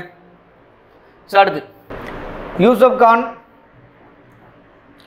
பாளையர்களோடு பேச்சுவார்த்தை நடத்திய காரணத்துக்காக நம்பிக்கை துரோகம் குற்றம் சுமத்தப்பட்டு தூக்கிலிடப்பட்ட ஆண்டு என்பது 1864. சரிங்களா, சார் வந்து பார்த்தீங்கன்னா யூசுப் கான் யார் அப்படின்னு பார்த்தீங்கன்னா கான் சாஹிப் அப்படின்னு சொல்லுவாங்க. கான் சாஹிப்னு சொல்லுவாங்க. அது மட்டும் இல்லாமல் மருதநாயகம் அப்படின்னு சொல்லுவாங்க. மருதநாயகம் அவருடைய இயற்பெயரே மருதநாயகம் தான். ஒரு இயற்பெயர் மருதநாயகம். மத மாற்றம் வந்து இஸ்லாம் மதத்துக்கு மாற்றிருப்பார். இங்கே பாரு, மருதநாயகம் அவர்கள் அவருடைய சொந்த ஊர் என்பது ராமநாதபுரம். அங்கிருந்து புதுச்சேரிக்கு சென்று என்ன பண்ணால் மத மாற்றத்தில் ஈடுபட்டு அவர் கான் சாஹிப் யூசுப் கான் என்று அடையப்படுவார். அது மட்டும் இல்லாமல் இவர் வந்து ஹைதர் அலியை சோழவந்தான் என்ற இடத்துல வின் பண்ணியிருப்பார். சோழவந்தான் என்ற இடத்துல வின் பண்ணியிருப்பார். அது மட்டும் இல்லாமல் இந்த ஆர்காட்டு போர் ராபர்ட் கிளைக்கு ரொம்ப ஹெல்ப்ஃபுல்லாக இருந்தது யாருன்னா யூசுப் கான் அவர்கள் தான். இவர் வந்து பார்த்தீங்கன்னா எதாவது சார் வருவார்னா புலிதேவரோட லிங்க் ஆவார். சரிங்களா, புலிதேவர் அவர்கள் பாருங்க 1756 முதல் 1763 வரை இந்த காலகட்டம் என்பது அவர் அங்கே அனுப்புவாங்க. புலிதேவருடைய நெற்கட்டும் சபையில் வந்து தாக்கி வந்து பார்த்தீங்கன்னா பிடிக்கின்றதுக்கு அனுப்பும்போது இவர் 1761 சில மே 16 இந்த காலகட்டத்தில் நெற்கட்டும் சேவல் பனையூர் வாசுதேவன் அளவு போன்ற புலிதேவருடைய கோட்டைகள் எல்லாமே தன்னுடைய கட்டுப்பாட்டில் வைத்திருப்பார். இவர் 1764 இறக்கும் வரை, அவர் இறந்து போகிற வரை வந்து பார்த்தீங்கன்னா புலிதேவர்கள் நெற்கட்டும் சேவலை கைப்பற்ற மாட்டார். அவர் இறந்து போனதுக்கு பிறகாக மீண்டும் 1764 நெற்கட்டும் சேவலை கைப்பற்றி 1767 வரைக்கும் வந்து பார்த்தீங்கன்னா அவர் புலிதேவர் அவர்கள் ஆட்சி செய்வார். அதுக்கடுத்து பிறகு அவர் எப்படி இருந்து போனான்ற செய்திலாம் நமக்கு தெரியல. பட் இருந்தாலும் இங்கே புலிதேவரை பற்றி சம்மந்தப்பட்டு சொல்லும் போது அவருடைய படை வீரராக இருக்கக்கூடிய ஒண்டி வீரனை பற்றி கேட்பாங்க. சரிங்களா, ஒண்டி வீரன். சரிங்களா, அவருடைய ஒரு கை வந்து போயிட்டு இருக்கும். சரிங்களா, தன்னுடைய எதிரிகளுடைய கூடாரத்தில் வந்து இருந்து வந்து பார்த்தீங்கன்னா 1000 தலைகள் இல்லை 100 தலைகளை கொள்வதற்காக எனக்கு கிடைத்த பரிசு என்று சொல்லிவார் ஒண்டி வீரன் அவர்கள். அப்போது என்னுடைய இயர்ஸ் எல்லாமே எக்ஸாம்பிள் கேட்க நிறைய வாய்ப்புகள் இருக்கு. சரி, கடைசியில் வந்து பார்த்தீங்கன்னா அந்த புலிதேவர் அவர்களை கேப்டன் கேம்பெல் அவர்கள் தான் என்ன பண்ணியிருப்பாருன்னா கடைசியாக வந்து துரத்தி விட்டுருப்பார். நெற்கட்டும் செவலிருந்து கடைசியாக வந்து பார்த்தீங்கன்னா அதை விட்டுட்டு விட்டுருப்பார். ஓகேங்களா, அப்போ நெற்கட்டும் செவல் என்ற பகுதியை வந்து பார்த்தீங்கன்னா யார் ஆட்சி பண்ணாங்க? புலிதேவர். அவரை வந்து கண்ட்ரோல் பண்ணது யார் அப்படின்னு பார்த்தீங்கன்னா நம்முடைய யூசுப் கான் அவர்கள் தான். இருந்தாலும் களக்காட்டு போரில் வந்து பார்த்தீங்கன்னா புலிதேவர் வெற்றி பெற்றார். இந்தியாவிலேயே முதலாக ஆங்கிலேயர்களை எதிர்த்து வெற்றி பெற்ற முதல் நபர் யார் அப்படின்னு பார்த்தீங்கன்னா புலிதேவர் அவர்கள் தான். பட் இருந்தாலும் அவரை வந்து அடக்கிறதுக்காக அனுப்பிச்சது யாருன்னா யூசுப் கான் நம்பாலே அமைச்சிருக்காங்க. ஓகேங்களா, ரொம்ப முக்கியமான ஒரு விஷயம். சரிங்களா, அடுத்த கொஸ்டின் பாருங்க. அடுத்து எந்த வயதில் பாஞ்சாலங்குறிஞ்சியினுடைய பாலகராக வீரபாண்டிய கட்டபொம்மன் பொறுப்பேற்றார் அப்படின்னு கேட்கிறாங்க. 30 வயசுல அவர் படையேற்றார். இவர் 1761 பிறந்திருப்பார். சரிங்களா, பிறந்து 1790 முதல் 1799 வரை ஆட்சி காலமாக நடைபெற்றிருக்கும். 30 வயசுல அவருடைய பூர்வீகம் என்பது ஆந்திராவை சேர்ந்தவர்கள். ஜெகவீரபாண்டியன் என்பது அவருடைய ஜெகவீரபாண்டியன் யாருப்பா? அவருடைய தந்தை. சரிங்களா, அவருடைய வழித்தோன்றர்கள் தான் இவங்க எல்லாமே. சரிங்களா, அதாவது வீரபாண்டிய கட்டபொம்மன் ஆட்சி பண்ணுற அதுக்கும் கப்பம் கட்டுவதுதான் பிரச்சனை. சரிங்களா, அந்த 3310 பகோடா ரொம்ப முக்கியமானது. இந்த பகோடா இதில் வந்து பார்த்தீங்கன்னா 1080 நீங்களாக மிச்சம் எல்லாத்தையுமே நான் கட்டிட்டேன் அப்படின்னு சொல்லியிருப்பாங்க. இவருக்கு வந்து பார்த்தீங்கன்னா யார் சார்? Major Bannerman. ரொம்ப முக்கியமான ஆள் மேஜர் பேனர்மேன். இவர் தான் என்ன பண்ணியிருப்பாருன்னா அவருடைய பாஞ்சாலங்குறிஞ்சி கோட்டையில் வந்து பார்த்தீங்கன்னா அவரை இது பண்ணியிருப்பாங்க. சரிங்களா, அப்போது இவர் வந்து பார்த்தீங்கன்னா ஒரு கயத்தாறு என்ற இடத்துல தூக்கில் போட்டிருப்பாங்க. யாரா? வீரபாண்டிய கட்டபொம்மனை கயத்தாறில் அக்டோபர் 16 1899 ஈர்ந்த வருடங்கள் என்பது ரொம்ப முக்கியம். வீரபாண்டிய கட்டபொம்மனுடைய அமைச்சர் யார் அப்படின்னு பார்த்தீங்கன்னா யார் அமைச்சர் அப்படின்னு பார்த்தீங்கன்னா சிவசுப்பிரமணியர் அவருடைய அமைச்சர். இவர் எப்போ சார் தூக்கில் போட்டிருப்பாங்கன்னா செப்டம்பர் 13 சரிங்களா 1899 நாகலாபுரம். சரிங்களா, இதனுடைய இயர்லாம் ரொம்ப முக்கியமான விஷயம் சார். இவருடைய சகோதரர்கள் யார் அப்படின்னு ஓமதிரி மற்றும் சிவத்தையா அவர்கள். இவர் 2 பேரும் வந்து பார்த்தா தவிர்த்து கமுதியில் போய் ஒழிஞ்சுப்பாங்க. ராமநாதபுரத்தில் உள்ள கமுதியில் போய் ஒழிஞ்சுப்பாங்க. அவருடைய இறந்த ஆண்டுகள் என்பது ரொம்ப முக்கியம். சில இதில் வரக்கூடிய ஆங்கிலேய அதிகாரி யார் பார்த்தீங்கன்னா மேஜர் பேனர்மேன். மறக்கவே கூடாது. ஓகேங்களா, அடுத்த கொஸ்டின் பாருங்க சார். அடுத்த கொஸ்டின், கட்டபொம்மனை சரணடையுமாறு பேனர்மேன் யாரை தூது அனுப்பினான்னு கேட்குறாங்க. சரிங்களா, பேனர்மேன் தான் தூது அனுப்பு வந்து ராமலிங்கர். இவர் யாருன்னா சமையல்காரை வச்சு தான் என்ன பண்ணுவாங்க அந்த பாஞ்சாலங்குறிஞ்சி கோட்டையினுடைய எல்லா ரகசியங்களும் தெரிஞ்சுப்பார்.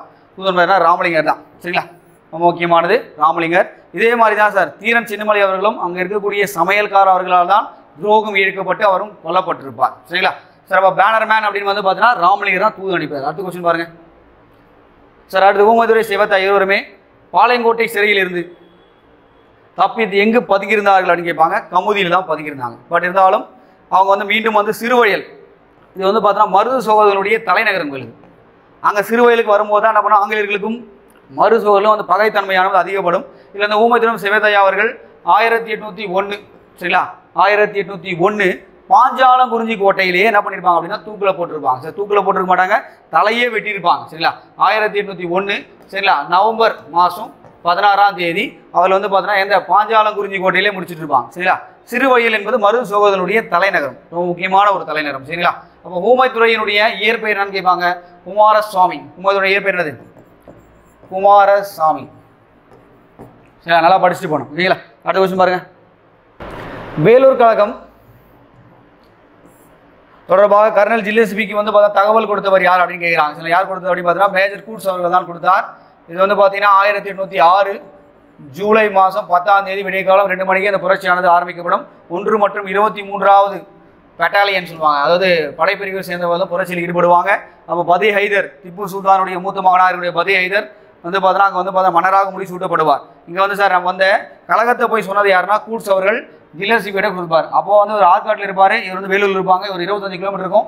6 மணிக்கு தகவல் போகும். சரிங்களா ஒன்று 8 மணிக்கு என்ன பண்ணுவாங்க அப்படின்னு பார்த்தீங்கன்னா 8 மணிக்கு என்ன பண்ணிருப்பாங்கன்னா ஹிங் தலைமையில், கேப்டன் ஹிங் அவருடைய தலைமையில் வந்து பார்த்தீங்கன்னா குதிரைப்படை அனுப்புவாங்க. குதிரைப்படை வந்து ஜில்லஸ்பி வந்து மெயின் ஆள், கர்னல் ஜில்லஸ்பி. ஓகேங்களா அதுக்கடுத்து வந்து பார்த்தீங்கன்னா இந்த போரில் வந்து பார்த்தீங்கன்னா ரொம்ப முக்கியமாக வந்து பார்த்தீங்கன்னா முதல் படுகொலையானது யார் பார்த்தா அந்த கர்னல் பேன்போர்ட். இவர் தான் முதல் பலியானது யாருன்னா இவர் தான் முதல் பலி. சரிங்களா ரொம்ப முக்கியமானது. அப்போ மேஜர் கூட்ஸ் தான் போறாரு, கர்னல் ஜில்லஸ்பி வராரு. வந்து பார்த்தீங்கன்னா 1 மணி நேரத்துக்குள்ள வந்து பார்த்தீங்கன்னா வேலூர் கழகத்தை தன்னுடைய கட்டுப்பாடுகளை கொண்டு வந்துட்டாங்க. பதி ஹைதர் அவருடைய குடும்பத்தை எல்லாத்தையுமே கொல்கத்தாவுக்கு நாடு கடத்தப்பட்டார்கள். ஓகேங்களா ஞாபகம் வச்சுங்க. அடுத்த கொஸ்டின் பாருங்க. வேலூர் புரட்சி நடைபெறுவதற்கு காரணங்களாக கொடுத்துருக்காங்க பாருங்க. முக்கிய காரணங்கள் ஒன்றான புதிய இராணுவ விதிகளை வெளியிட்டவர் யார்? புதிய இராணுவ விதிமுறைகளை வெளியிட்டவர் யார் அப்படின்னு பார்த்தீங்கன்னா சர் ஜான் கிடரக் அவர் தான் வெளியிட்டார். சரிங்களா சார் இவர் என்ன சார் இராணுவ விதிமுறைகள் பண்ணியிருப்பாரு. என்ன சார் சொல்லுவாங்கன்னா மீசியம் அழிக்கணும், இந்துக்கள் இருக்காம மீசியம் அழிக்கணும். அது மட்டும் இல்லாமல் வந்து பார்த்தீங்கன்னா அவங்களுடைய நெத்தியில் திலக்கமிடுவது, கடுக்கன் அணிவது, இது மாதிரி விஷயங்கள் பண்ணக்கூடாது. அதேமாதிரி முஸ்லீம்களுக்கும் இந்த மாதிரி விஷயங்கள்லாம் வந்து நிறைய விஷயங்கள் கட்டுப்பாடுகள் விதிக்கப்பட்டார்கள். அது மட்டும்னால வந்து பார்த்தீங்கன்னா நிறைய மக்கள் கோபமாக இருந்தாங்க. இருந்தாலும் இது ஒரு காரணமான கிடையாது, உடனடி காரணம் ஒன்று இருக்குது. இந்த உடனடி காரணம் என்பது அக்னியூ தலைப்பாகை. சரிங்களா இவர் தான் வந்து இராணுவ தளபதி. சரிங்களா அதாவது சீஃப் கமாண்டர், இவர் தான் தலைமை தளபதி, ராணுவ தளபதி. இவர் வந்து பார்த்தீங்கன்னா ஒரு ராணுவத்தில் ஒரு பிரிவில் வந்து இருவார்கள். இவர் தான் அக்னியூ தலைப்பாகை ரிலீஸ் பண்ணுறாரு. அதை முஸ்லீம்களும் இந்துக்களும் 2 பேருமே அணின்னு சொல்லிட்டு சொல்லும்போது அதில் சிலுவை சிம்பலும் இருந்தது. அது வந்து மதத்துக்கு வந்து பார்த்தீங்கன்னா ஒரு எதிராகன்னு சொல்லிட்டு கழகத்தில் ஈடுபடுவாங்க. அப்போ இவங்க 2 பேரும் தான் அந்த போருக்கான அந்த கழகத்துக்கான காரணம். அப்போ அந்த டைமில் வந்து சென்னையுடைய ஆளுநராக யார் இருப்பாங்கன்னா வில்லியம் காமஸ்டிங் பெண்டிங் சொல்லுவாங்க.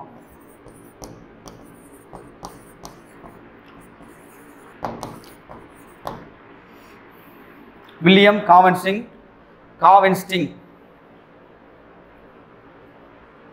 பெண்டிங்.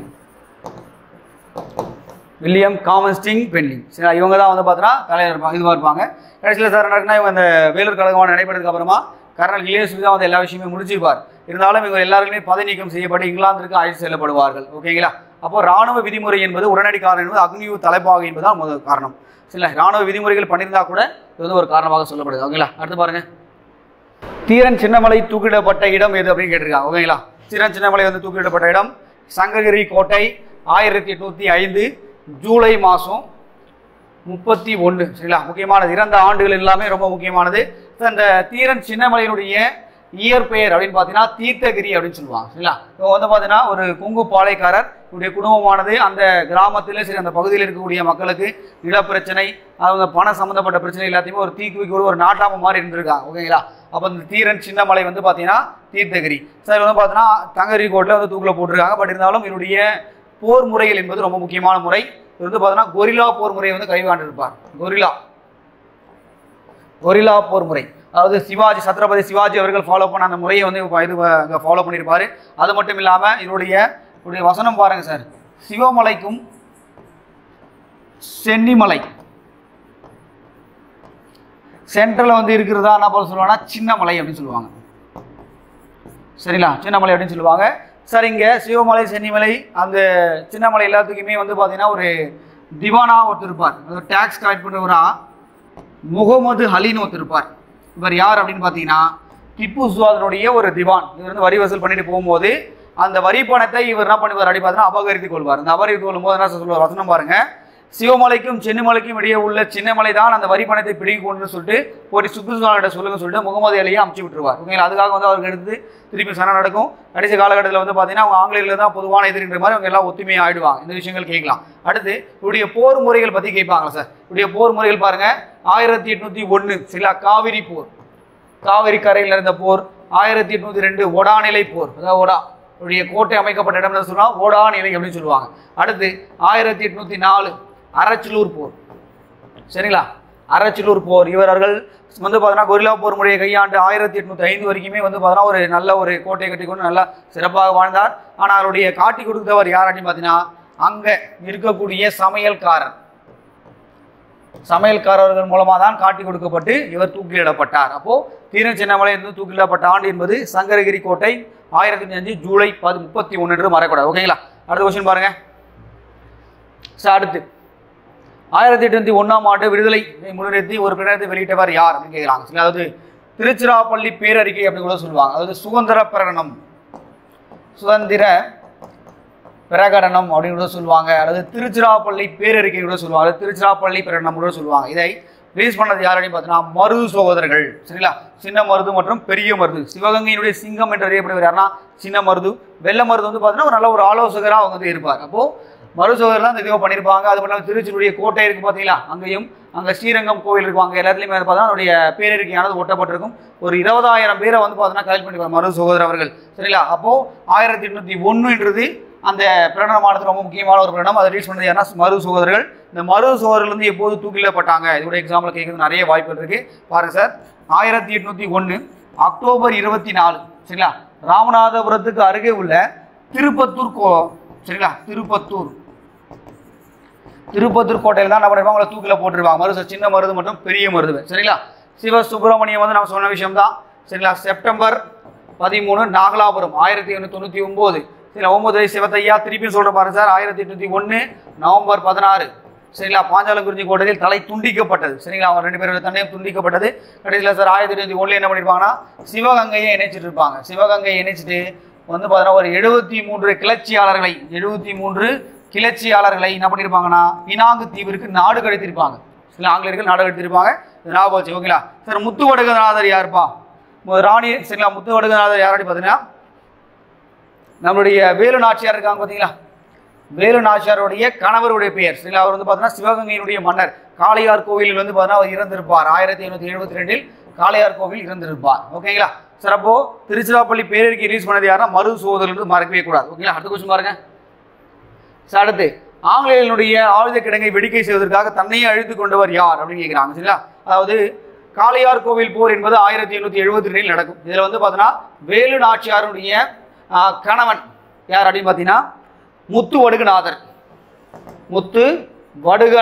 அவர்கள் இறந்து போயிடுவார் சரிங்களா. இதை வந்து பயிர்த்திருக்கும் விதமாக 1780 இந்த காலகட்டத்தில் பார்த்தீங்கன்னா என்ன பண்ணுவாங்க அப்படின்னு பார்த்தீங்கன்னா மீண்டும் சேர்ந்த முத்துவடுகநாதர் கொல்லப்பட்ட அந்த காளையார் கோவிலில் தான் அந்த போரில் வந்து வின் பண்ணி அங்கே இருக்கிற கோட்டையும் அவங்க கைப்பற்றுவாங்க. அப்போ ராமநாதபுரம் சொல்லுவாங்க. அப்போது அந்த சிவகங்கை கோட்டையை வந்து இவங்க கைப்பற்றுவாங்க 1880 சரிங்களா.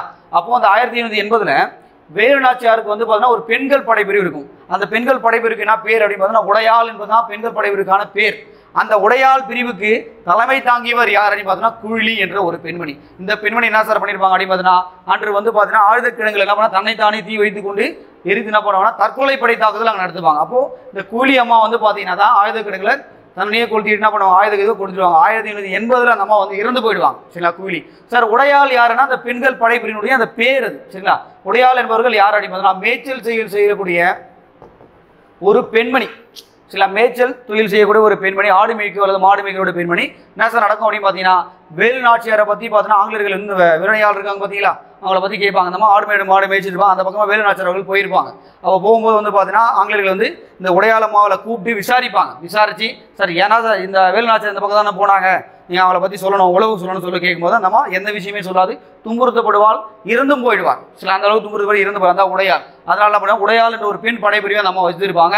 அது மட்டும் இல்லாமல் போருக்கு செல்லும் முன் இந்த 1880 சொன்ன அந்த போருக்கு செல்லும் முன் தன்னுடைய தாலியை எடுத்து உடையாளினுடைய நடுக்கற்களுக்கு வந்து பார்த்தீங்கன்னா வழிபாட்டுக்கு வந்து செய்துவிட்டு நம்ம வேலுநாச்சியார் அவர்கள் போருக்கு செல்வார். அப்போ 1880 மீண்டும் வந்து கோட்டையானது கைப்பற்றப்படுகிறது. அடுத்து வந்து பார்த்தீங்கன்னா வேலுநாச்சியார் அவர்கள் 1896 காலகட்டத்தில் இறந்து போயிடுவாங்க. சரிங்களா? அப்போ என்னுடைய இறப்பு இந்த எக்ஸாம்பிளுக்கு ஏதான கூலியுடைய இறப்பு என்பது 1880. சார் உடையாள் என்பது மேய்ச்சி தொழில் செய்கிறவங்க. அதுக்கடுத்து வந்து பார்த்தீங்கன்னா நம்முடைய வேலுநாச்சியார் இருந்தது 1896. இவங்க வந்து பார்த்தா வெள்ளச்சி நாச்சியார் என்ற ஒரு பெண் மகளும் இருந்தார். ஓகேங்களா? அது மாதிரி வந்து பார்த்தீங்கன்னா ஒரு திண்டுக்கல் கூட்டமைப்பு ஏற்படுத்துவாங்க. அது வந்து கோபால நாயக்கர் வந்து தலைமையாக கொண்டு ஒரு திண்டுக்கல் கூட்டமைப்பு ஏற்படும். அதில் மறு சகோதரர் இருப்பாங்க. சரி, இது மாதிரி எல்லா வேலைகளுமே சேர்ந்து திப்பு சுல்தானுடைய அதனுடைய படைப்பிரிவுக்கு பதிலாக சரிங்களா ஐதர் அலி சொல்லுவாங்க பாருங்க. அவங்களுடைய சையத் என்பவருடைய பார்த்தீங்கன்னா 5000 காலாப்படை 5000 குதிரைப்படையெல்லாம் வாங்கி தான் இந்த போரில் அவங்க வின் பண்ணுவாங்க. இதெல்லாம் நல்லா படிச்சுட்டு போனோம். ஓகேங்களா? சார் அடுத்த கொஸ்டின் பாருங்க.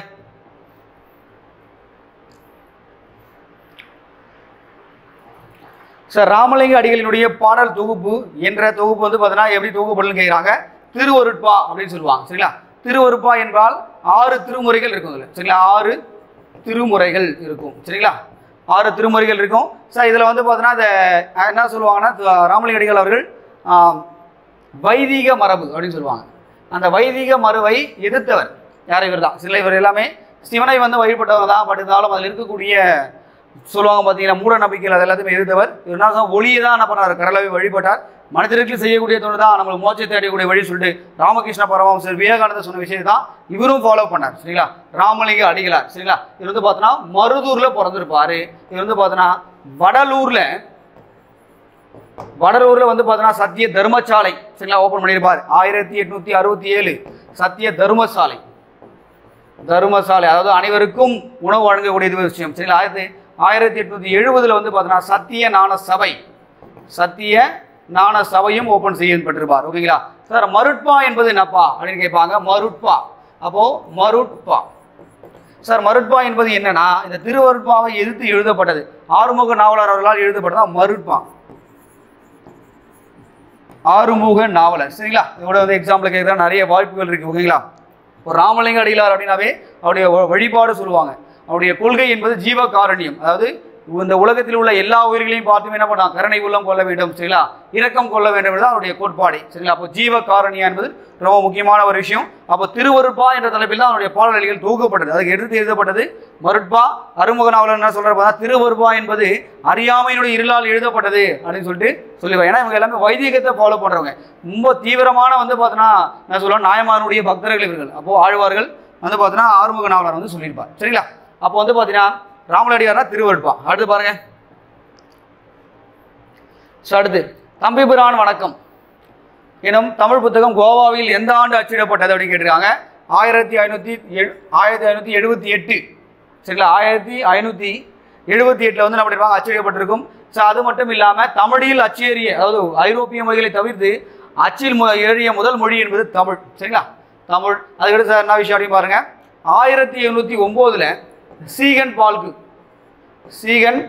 பால்கு சரிங்களா இவர் அச்சுக்கூடத்தை ஏற்படுத்தியிருப்பார். அச்சுக்கூடமானது சார் தரங்கம்பாடியில் ஏற்படுத்தியிருப்பார். சரிங்களா? 1709. சரிங்களா? ரொம்ப முக்கியமான ஒரு விஷயம். சரி, அதெல்லாம் அந்த இயர் அங்கே கொடுத்துருக்காங்க. சரி, அடுத்து நம்மளுடைய தமிழ் புத்தகம் வந்து பார்த்தீங்கன்னா திருக்குறள் 1812 தந்தை ஞானப்பிரகாசம் அவர்களால் வந்து பார்த்தீங்கன்னா அச்சிட்டு வெளியிடப்பட்டிருக்கும். 1812 ரொம்ப முக்கியமான ஒரு விஷயம். சரிங்களா? இதெல்லாம் படிச்சுட்டு போனோம். ஓகேங்களா? அப்போ தமிழ்வானது செம்மொழியாக அறிவிக்கப்பட்டது. இதை பார்த்தீங்கன்னா 2004 அறிவிக்கப்பட்டிருக்கும். சரிங்களா? செம்மொழி. ஸோ அந்த டீட்டெயிலாக ரொம்ப முக்கியம். அடுத்த கொஸ்டின் போலாமா? ஸோ அடுத்த கொஸ்டின். தென்னிந்திய மொழிகள் தனிப்பட்ட ஒரு மொழி குடும்பத்தை சார்ந்தவை அல்ல, அவை இந்தோ ஆசிய குடும்ப மொழிகளோடு தொடர்பில்லாதவை என்ற கோட்பாட்டை சொந்தவர் யார் அப்படின்னு கேட்குறாங்க. சரிங்களா? சொன்னவர் யாருன்னா FW எல்லிஸ் அவர்கள் தான் சொன்னார். சரிங்களா? இவர் என்ன பண்ணா புனித ஜார்ஜ் கோட்டைக்குள்ளேயே வந்து பார்த்தீங்கன்னா ஒரு கல்லூரியும் ஓப்பன் பண்ணியிருப்பார். ஓகேங்களா? FW எல்லிஸ் அவர்கள் தான் இது சம்பந்தம் இல்லாத ஒரு மொழி அப்படின்னு சொல்லுவார். ஓகேங்களா? நம்மளுடைய கால்டுவெல் படிச்சிருப்பீங்க. 1856 திராவிட மொழிகளின் ஒப்பிலக்கணம் என்ற நூலை எழுதியிருப்பார். திராவிட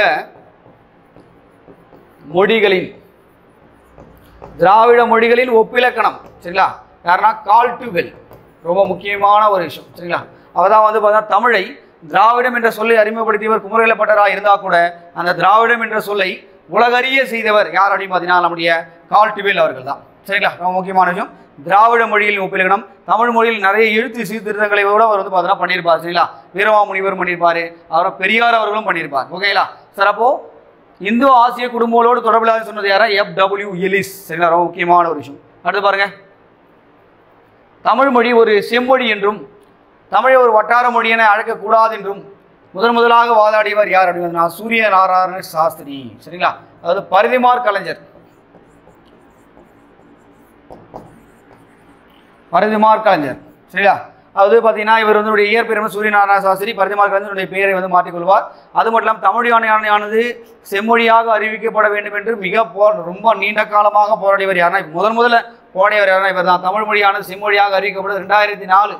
சில ரொம்ப முக்கியமானது. சென்னை பல்கலைக்கழகத்தில் தமிழ் ஆசிரியராக கூட இவர் பணிபுரிந்திருப்பார். ரொம்ப முக்கியமான விஷயம். அது மட்டும் இல்லாமல் களவழி 40 இருக்கு பார்த்தீங்களா? களவழி 40 களவழி 40 என்ற நூலை தழுவி மான விஜயம் என்ற நூலை எழுதியிருப்பார். மான விஜயம் என்ற நூலை கூட அவர் எழுதியிருப்பார். ரொம்ப முக்கியமான விஷயம். சரிங்களா சார்? மலைமொழி அடிகள்னா சார் அவருடைய வந்து பார்த்தீங்கன்னா வேதாச்சலம்ன்றது அவருடைய இயற்பெயராக இருக்கும். அவர் தன்னுடைய தமிழ் மீது போன்ற பட்டின் காரணமாக தன்னுடைய பெயரை மரமலை அடிகள் என்று தன்னுடைய பெயரை மாற்றிக்கொண்டு இருப்பார். சரிங்களா? அப்போ தமிழ் மொழி செம்மொழியாக என்றும் தமிழை ஒரு வட்டார மொழி அழைக்கக்கூடாதுன்னு சொன்னது யாருன்னா சூரிய நாராயண சாஸ்திரி. ஓகேங்களா? அடுத்த கொஸ்டின் பாருங்க. 1916 சி நடேசனார் இல்லம் என்ற பெயரில் தங்கும் விடுதியை எங்கு நிறுவினார்னு கேட்குறாங்க. சி நடேசனார் இது வந்து பார்த்தீங்கன்னா ஒரு டாக்டர். சரிங்களா? இவர் எங்கே நிறுவனா திருவல்லிக்கேணியில் தான் நிறுவுறார். சரிங்களா? 1916 இருந்தே வந்து பார்த்தீங்கன்னா நம்மளுடைய சவுத் இந்தியன் லிபரல் ஃபெடரேஷன், அதாவது தென்னிந்திய நல கூட்டமைப்பானது உருவாக்கப்படும். இதனுடைய பெயரானது நீதி கட்சியாக பெயர் மாற்றம் செய்யப்படும். Justice party. நீதி கட்சியானது பிராமணர்களுடைய அறிக்கை, அதாவது பிராமண சமூகமானது ஒரு 3% இருக்காங்க, அவங்க தான் எல்லா அரசாங்க பணியிலுமே இருக்காங்கன்னு சொல்லிட்டுக்காக ஒரு நீதி கட்சி என்ற ஒரு அமைப்பு, பிராமணர் அல்லாத ஒரு அமைப்பானது உருவாக்கப்படும். சரிங்களா? அந்த நீதி கட்சியானது உருவாக்கப்படுகிறது. இதனுடைய முதல் மாநாடு எங்கே சார் நடக்கும்? நீதி கட்சி முதல் மாநாடு என்பது கோவையில் நடக்கும். சரிங்களா? கோவையில் நடந்து எலெக்ஷன் பார்ட்டிசிபேட் பண்ணுவாங்க. 1920 முதல் 37 வரைக்குமே வந்து பார்த்தீங்கன்னா ஆட்சி காலமானது இருக்கும். இருந்தாலும் 1926 முதல் 30 வந்து பார்த்தீங்கன்னா சுப்பராயன் சொல்லுவாங்க, அவர் வந்து ஆட்சி பண்ணிட்டு இருப்பார். சுப்பராயன் இந்த நீதி கட்சியினுடைய புரோக்சி, அதாவது நீதி கட்சியினுடைய மேலாட்சின்னு சொல்லுவாங்க. அப்போ இவங்க டோட்டலாக 17 வருஷம் வந்து ஆட்சி பண்ணாங்க சொல்லக்கூடாது, 4 வருஷம் இது பண்ணினா டோட்டலாக வந்து பார்த்தீங்கன்னா 13 வருடங்கள்.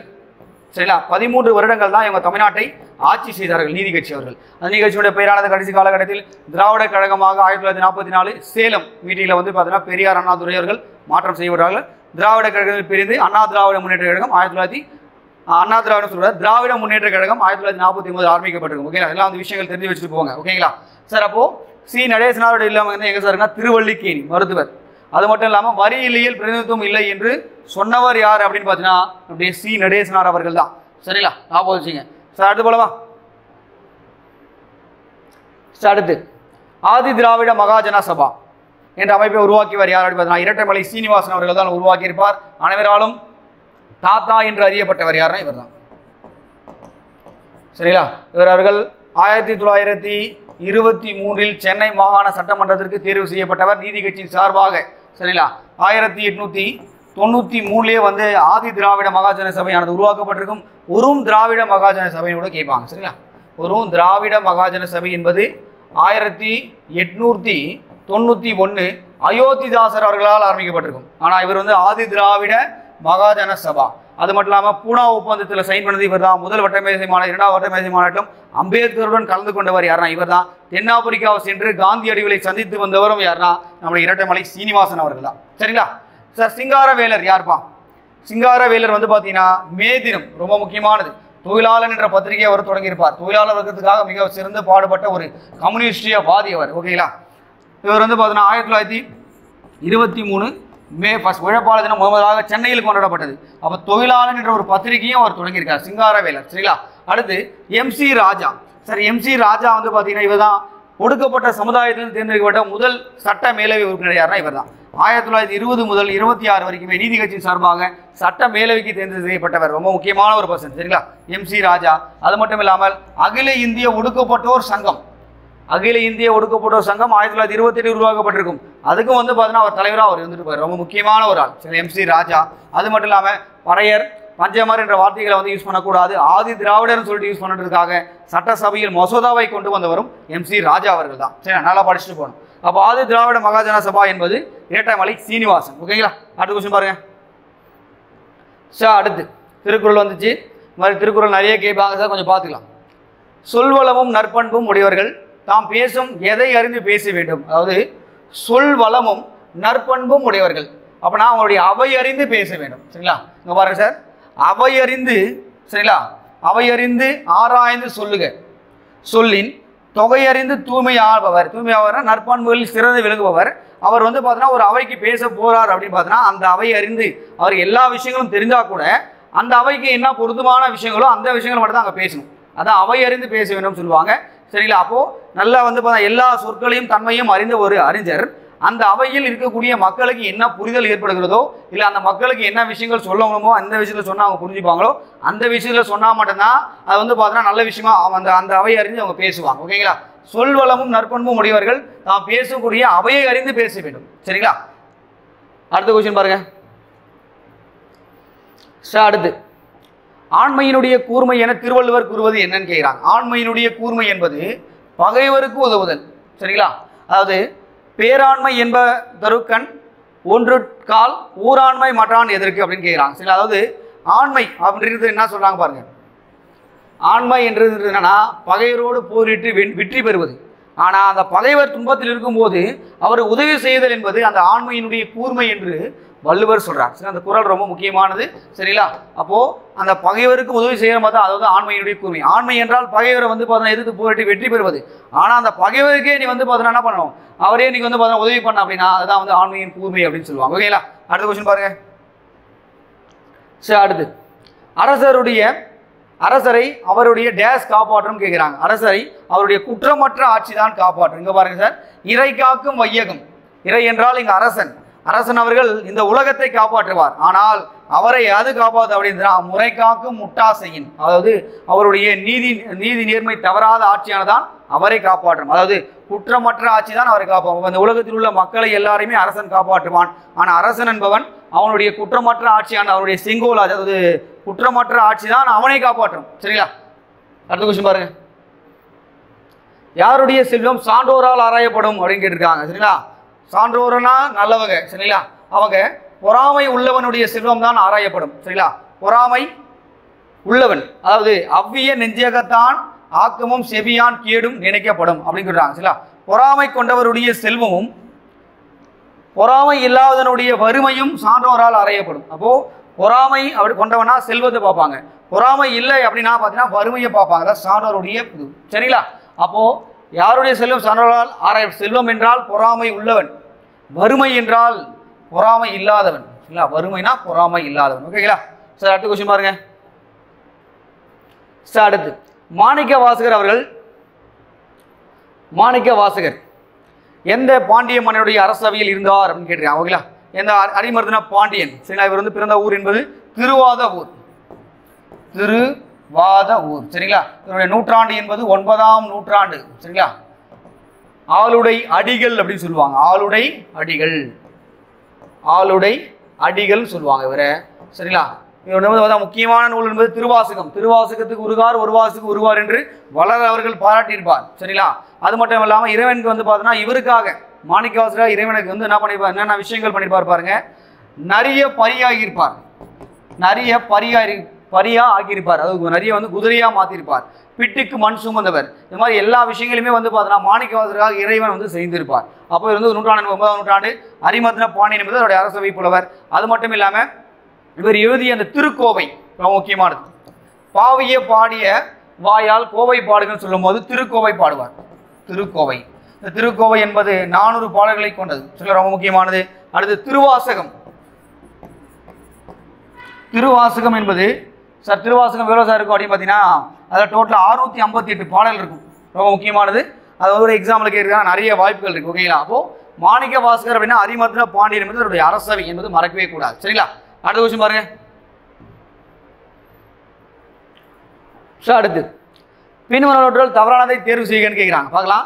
திருமுருகாற்றுப்படையை பாடியவர் நக்கீரர். சரிங்களா, திருமுருகாற்றுப்படையை பாடிய வந்து நக்கீரர் தான் கரெக்டான ஒரு விஷயம். இதில் டோட்டலாக வந்து பார்த்தீங்கன்னா 317 பாட்டு இருக்கும். இது வந்து அவருடைய பாட்டுடைய தலைவன் என்பது திருமுருகாற்றுப்படை அப்படின்னா முருகன் தான் அவருடைய பாட்டுடைய தலைவன். அது மட்டும் இல்லாமல் 11வது திருமுறையிலும் இது வந்து பார்த்தீங்கன்னா இருக்கும். மிக நீண்ட ஒரு பக்தி பாடல் கூட இதை சொல்லுவாங்க. அடுத்து புறநாற்றுப்படை கபிலர் கொடுத்துருக்காங்க, இது தவறு. சரிங்களா, புறநாற்றுப்படை இருந்து யாருன்னா முடதாம கன்னியார். முடதாம கன்னியார் என்று ரொம்ப முக்கியமான ஒரு விஷயம். முடதாம கன்னியார். அப்போ முடதாம புறநானூற்று படை அப்படின்னா முடதாம கன்னியார். இது வந்து டோட்டலா 248 பாட்டு இருக்கும். சரிங்களா? இதோடைய பாட்டுடைய தலைவன் யார் அப்படின்னு பார்த்தீங்கன்னா நம்முடைய கரிகால சோழன்.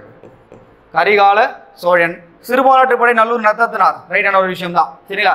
இதில் வந்து பார்த்தீங்கன்னா 269 பாட்டு இருக்கும். இது வந்து பார்த்தீங்கன்னா சீரிய யாழ் அப்படின்னு சொல்லுவாங்க. என்ன சொல்லுவாங்க? சீரிய யாழ் அப்படின்னு சொல்லுவாங்க. இதுல வந்து 7 நரம்புகள் இருக்கும். சரிங்களா?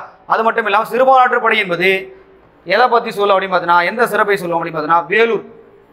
நம்முடைய வேலூர் மாவட்டம் இருக்கு பார்த்தீங்கன்னா அதனுடைய சிறப்பை பற்றி சொல்லக்கூடியது எதுனா அந்த சிறுபான்ற்று படை தான். அது மட்டும் இல்லாமல் என்னுடைய பாட்டு தலைவன் நல்லியக்கூடன், ஒய்மை நாட்டு இளவரசன் நல்லியக்கூடன். நல்லியக்கூடன் வந்து பார்த்தீங்கன்னா எந்த நாடுன்னு கேட்பாங்க. ஒய்மை நாடு. அந்த ஒய்மை நாடு எங்கே சார் இருக்குன்னா திண்டிவனம். சரிங்களா? அடுத்து பெரும்பாலாற்று படை பாடியவர் கடலூர் உருத்திரங்கண்ணனார். சரிங்களா? பெரும்பாலாற்று படையில் வந்து பார்த்தீங்கன்னா டோட்டலாக ஒரு 500 பாட்டு இருக்கும். இந்த பெரும்பாலாற்று படையில் வந்து இது சீரியாழ்னு சொல்றது சிறுபான்ற்று படை. பெரும்பாலாற்று படை என்பது பேரியாழ் அப்படின்னு சொல்லுவாங்க. என்ன சொல்லுவாங்க? பேரியாழ். இதில் வந்து பார்த்தீங்கன்னா டோட்டலா 21 நரம்புகள் இருக்கும். சரிங்களா? இந்த பெரும்பாலாற்று படையுடைய பாட்டுடைய தலைவன் யாருன்னா தொண்டைமான் இளந்திரியன். காஞ்சிபுரத்தினுடைய சிறப்புகளை பற்றி சொல்லக்கூடிய நூல் எதுனா இந்த பெரும்பாலாற்று படை தான். பாட்டுடைய தலைவெல்லாம் எக்ஸாம்ல கேட்பாங்க தான், நல்லா படிச்சுட்டு போகணும். சரிங்களா? தொண்டைமான் இளந்திரியன் என்பதுதான் பெரும்பாலாற்று படையினுடைய பாட்டுடைய தலைவன். சரிங்களா? அப்போ இதில் பொருளாதார தப்பா கொடுத்ததுன்னா பொருநாற்று படை கபிலன் கொடுத்துருக்காரு. அதான் தப்பு. கபிலன் என்ன பண்ண குறிஞ்சி பாட்டு என்று எழுதியிருப்பார். ஓகேங்களா? அடுத்த கொஸ்டின் பாருங்க. அடுத்து நீலகேசி ஒரு சமண காப்பியம். ஓகே, கரெக்டான ஒரு விஷயம். குண்டலகேசி என நூலுக்கு மறுப்பாக எழுதப்பட நீலகேசி. கரெக்ட் தான். அப்போ குண்டலகேசி என்பது ஒரு புத்தன். சரிங்களா? குண்டலகேசி வந்து பார்த்தீங்கன்னா அதாவது சொல்லுவாங்க பத்திரை அப்படின்னு சொல்லுவாங்க. அவருடைய இயற்பெயர் அது பத்திரை அப்படின்னு சொல்லுவாங்க. பத்திரை. சரிங்களா? நம்ம மாந்திர குமாரி. சரிங்களா? படிச்சிருப்பீங்க. நம்முடைய கலைஞர் அவர்கள் மந்திரா குமாரி என்ற ஒரு திரைப்படத்தை எடுத்திருப்பார். அந்த திரைப்படத்தில் தான் வந்து பார்த்தீங்கன்னா அவருடைய கதாபாத்திரம் எல்லாமே சொல்லப்பட்டிருக்கும். குண்டலகேசி வந்து பத்திரை. இது ஒரு பேர் என்ன சொல்லுவாங்கன்னா குண்டலகேசின் ஒரு பேர் அகலக்கவி அப்படின்னு சொல்லுவாங்க. என்ன சொல்லுவாங்க? அகலக்கவின்னு கூட சொல்லுவாங்க. அது மட்டும் இல்லாமல் இந்த சுருண்ட முடியை கொண்டவர் தான் குண்டலகேசி. நீண்ட இது கூந்தலை உடையவர் தான் நீலகேசி அப்படின்னு சொல்லுவாங்க. சரிங்களா? அப்போ அந்த குண்டலகேசி என்பது எந்த நூலை தழுவி எழுதப்பட்டதுன்னா புத்த மதத்தை சேர்ந்த தேரிகாதை என்ற நூலை தேரிகாதை என்ற நூலை தழுவி எழுதப்பட்டதான் அந்த குண்டலகேசி. குண்டலகேசிக்கு மறுப்பாக எழுதப்பட்டதான் நீலகேசி. தமிழில் தோன்றிய முதல் தர்க்க நூல் அப்படின்னு கேட்பாங்க. இது சொல்லணும் நீலகேசி தான் சொன்னோம். 2 கூற்றுகளுமே சரி. சரிங்களா? அப்போ சமயவாதங்கள் புரிந்து சமண மதத்திலிருந்து பௌத்த மதத்துக்கு மாற்றது தான் அதோடைய ஸ்டோரியாவே இருக்கும். ஓகே, அடுத்து பாருங்க. அடுத்து பட்டி மண்டபம் என்பது சமய கருத்தில் விவாதிக்கும் இடம் என்று சொல்வது யார் அப்படின்னு கேட்குறாங்க. மணிமேகலை. சார் பட்டி மண்டபம் என்பது எதெல்லாம் வரும் அப்படின்னு பார்த்தீங்கன்னா மணிமேகலையிலும் வரும், சிலப்பதிகாரத்திலையும் வரும், திருவாசகத்திலையும் வரும், கம்ப ராமாயணத்திலையும் வரும். பட்டி மண்டபம் என்ற வார்த்தை கம்ப ராமாயணம் எல்லாத்துலேயுமே அந்த வார்த்தையில் வரும். பட் இருந்தாலும் இங்கே சமய கருத்துக்களை தான் கேட்டிருக்காங்க. அப்போ பட்டி மண்டபம் பாங்கு அறிந்து ஏறுமீன் அப்படின்னு படிச்சிருப்பீங்க. பட்டி மண்டபம் பாங்கு அறிந்து ஏறுமீன். பட்டி மண்டபம் பாங்கறிந்து ஏறுமீன் அப்படின்னு கொடுத்துருப்பாங்க. அப்போ வந்து பார்த்தீங்கன்னா என்ன சொல்லலாம், மணிமேகலையில் வந்து சமயங்கள் கருத்துக்களை பற்றி விவாதிக்கக்கூடிய ஒரு நூல். ஓகேங்களா? சார் அடுத்த கொஸ்டின் பாருங்க. சார் அடுத்து யாருடைய பகையை தவிர்க்க வேண்டும் சொல்லி கேட்டிருக்காங்க. பார்க்கலாம். யாருடைய பகையை நம்ம தவிர்க்கணுமா? குரல் பாருங்க சார். வில்லேர் உழைவர் பகை கொளினும் கொள்ளற்க சொல்லேர் உழைவர் பகை. அதாவது நம்ம வந்து பார்த்தோன்னா வில்லை எடுத்துட்டு சண்டைக்கு வராம பார்த்தீங்களா, அவங்க கூட நம்ம பகைச்சு சண்டை போடலாம்.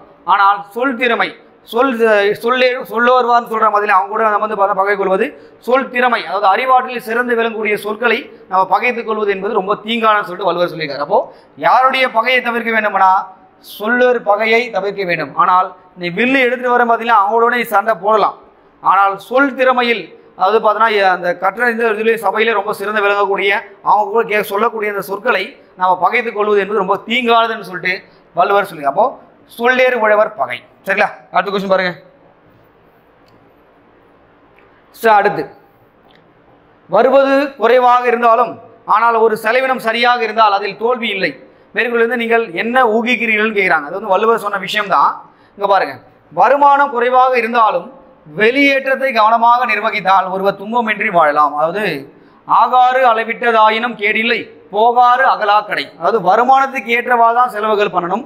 வருமானம் கம்மியா இருந்தா கூட வருமானம் குறைவாக இருந்தாலும் செலவு வந்து அதை விட கம்மி பண்ணணும். அப்போ வெளியேற்றத்தை கவனமாக நிர்வகித்தால் ஒருவர் துன்பமின்றி வாழ முடியும். அப்போ அந்த குறள் வந்து ஆகாறு அளவிட்டதாயினும் கேடில்லை, போகாறு அகலாக்கடை. சரிங்களா? அதுதான் அங்க சொல்றாங்க. ஓகேங்களா? அடுத்த கொஸ்டின் பாருங்க. அடுத்து டேஸ் அனைத்தும் மனிதர்களுடைய கண்கள் மேற்கண்ட திருக்குறளில் கீழே உள்ளவற்றில் ஒன்றை திருவள்ளுவர் கண்கள் என்று அடையாளம் சொல்கிறார். எண்ணும் எழுத்தும் தான் சொல்றாங்க. எண்ணும் எழுத்தும் எழுத்தென்ப இவ்விரண்டும் கண் என்ப உயிருக்கு அப்படின்னு சொல்லுவாங்க. ஓகேங்களா? அப்போ எண்ணும் எழுத்து தான் வந்து பார்த்தீங்கன்னா ஒருத்தருக்கு வந்து கண் போன்றுதான். சரிங்களா? அப்போ நம்மளுடைய 2 கண்ணு இருக்குது பார்த்தீங்கன்னா, அந்த 2 கண்ணும் வந்து ஒன்று எண்ணு ஒன்று எழுத்து சொல்லிட்டு வள்ளுவர் சொல்கிறார். அப்படி இல்லைன்னா அவங்க கண்ணு தெரியாதவங்க, அவங்க உயிர்களே கிடையாதுன்னு சொல்லிட்டு வள்ளுவர்கள் சொல்கிறார். ஓகேங்களா? அடுத்த விஷயம் பாருங்க.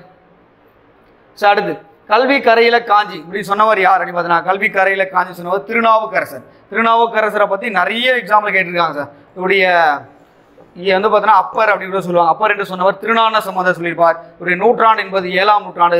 மகேந்திரவர்ம பல்லவனை சமண சமயத்திலிருந்து சைவ சமயத்துக்கு மாற்றியவர். முதல்ல வந்து பார்த்தீங்கன்னா இவர் சமண சமயத்தில் தான் இருப்பார். இவருடைய தமக்கை திலகவதியார் இருப்பாங்க. திலகவதியார். இந்த திலகவதி இருக்கு பார்த்தீங்களா? இந்த திலகவதி வந்து என்ன பண்ணியிருப்பாங்க அப்படின்னு பார்த்தீங்கன்னா, இந்த திருநாவுக்கரசுக்கு வந்து பார்த்தீங்கன்னா சூளை நோய் ஏற்பட்டிருக்கும். அதை திருநூறு பூசி அதை குணமடை செய்துவிட்டு மீண்டும் அவர் சமண மதத்திலிருந்து சைவ மதத்துக்கு மாறுவார். சரிங்களா? அது மட்டும் இல்லாமல் சைவ மதத்துக்கு மாறி நிறைய திருமுறைகள் சொல்லும் பார்த்தீங்கன்னா, அந்த திருமுறைகளில் 1, 2, 3 திருஞான சம்பந்தர், 3, 4 சரிங்களா 5 வந்து பார்த்தீங்கன்னா திருநாவுக்கரசர் பாடியிருப்பார். சரிங்களா? திருநாவுக்கரசர் வந்து பார்த்தீங்கன்னா அப்பர் என்று சொன்னவர் யாரா? திருஞான சம்பந்தர். இவர் வந்து ஆளுடைய அரசுன்னு கூட சொல்லுவாங்க. ஆளுடைய அரசு. சரிங்களா? மறு நீக்கியார் என்பது அவருடைய இயற்பெயர். மறு நீக்கியார் என்பது இயற்பெயர். அது பார்த்தீங்கன்னா வாகீசர் சொல்லுவாங்க. பட்டப்பெயர்கள் வாகீசர். தாண்டகவேந்தர். தாண்டகவேந்தர் சொல்லுவாங்க. தாண்டகவேந்தர். அப்போ வந்து பார்த்தீங்கன்னா அந்த முதலாம் மகேந்திரவர்ம பல்லவன் இருக்கார் பார்த்தீங்களா, அவரை சமண மதத்திலிருந்து சைவ மதத்துக்கு மாற்றியவர் யாரா? அந்த திருநாவுக்கரசர். ரொம்ப முக்கியமான ஆள் திருநாவுக்கரசர், மறக்கவே கூடாது. சரிங்களா?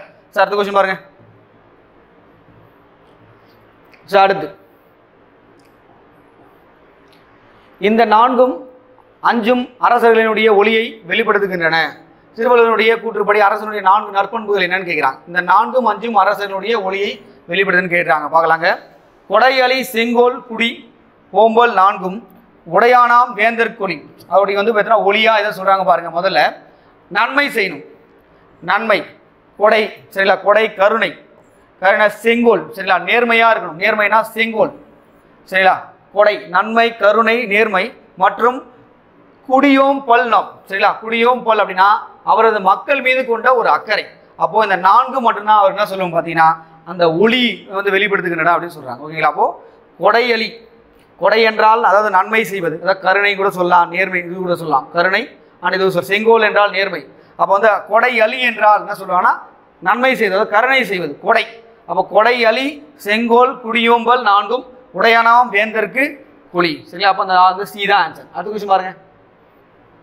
சரி அடுத்து திருவள்ளுவர் தான் கற்றுக்கொண்டதை வெளிப்படுத்த முடியாதவர்களை எவ்வாறு வந்து மற்றவர்களுடன் ஒப்பிடுகிறான்னு கேட்கிறாங்க. தான் கற்றுக்கொண்டதை வெளிப்படுத்த முடியாதவர்களை வாசனை இல்லாத மலர்கள், வாசனை இல்லாத மலர்களாக சொல்லியிருக்காங்க. தான் படித்த விஷயத்த மற்றவங்களை வெளிப்படுத்த முடியல அப்படின்னா அவங்க என்ன சொல்ல வராங்கன்னா வாசனை இல்லாத பூக்கள் சொல்லிட்டு வள்ளுவர் அவர்கள் வர்ணித்திருக்கிறார். சரிங்களா? அடுத்து பாருங்க. திருவள்ளுவர் என்ன சொல்கிறார்? தூதருடைய குணங்கள், அம்பாசிடர் சொல்லுவாங்க. தூதனுடைய குணங்களாக தூய்மை துணைமை, தூய்மை துணைமை துணிவுடைமை 3ம் வாய்மை வழிவுடைப்பான் பண்பு. சரிங்களா? அதாவது தூய்மை அப்படின்னா என்ன சார் வரும் பாருங்க. தூய்மை அப்படின்றால் தூய்மைன்னே கொடுத்துருக்காங்க. தூய்மை. வளங்கள் என்றால் நிறைய அமைச்சர்களுடைய பக்க பலங்கள். ஒரு தூதர்னா சும்மா இருக்க முடியாது. எல்லா அமைச்சர்கள் இருக்காங்க பார்த்தீங்கன்னா, அவங்க எல்லாரும் மினிஸ்டர்ஸ் எல்லாமே அந்த தூதருக்கு ஹெல்ப் பண்ணும்.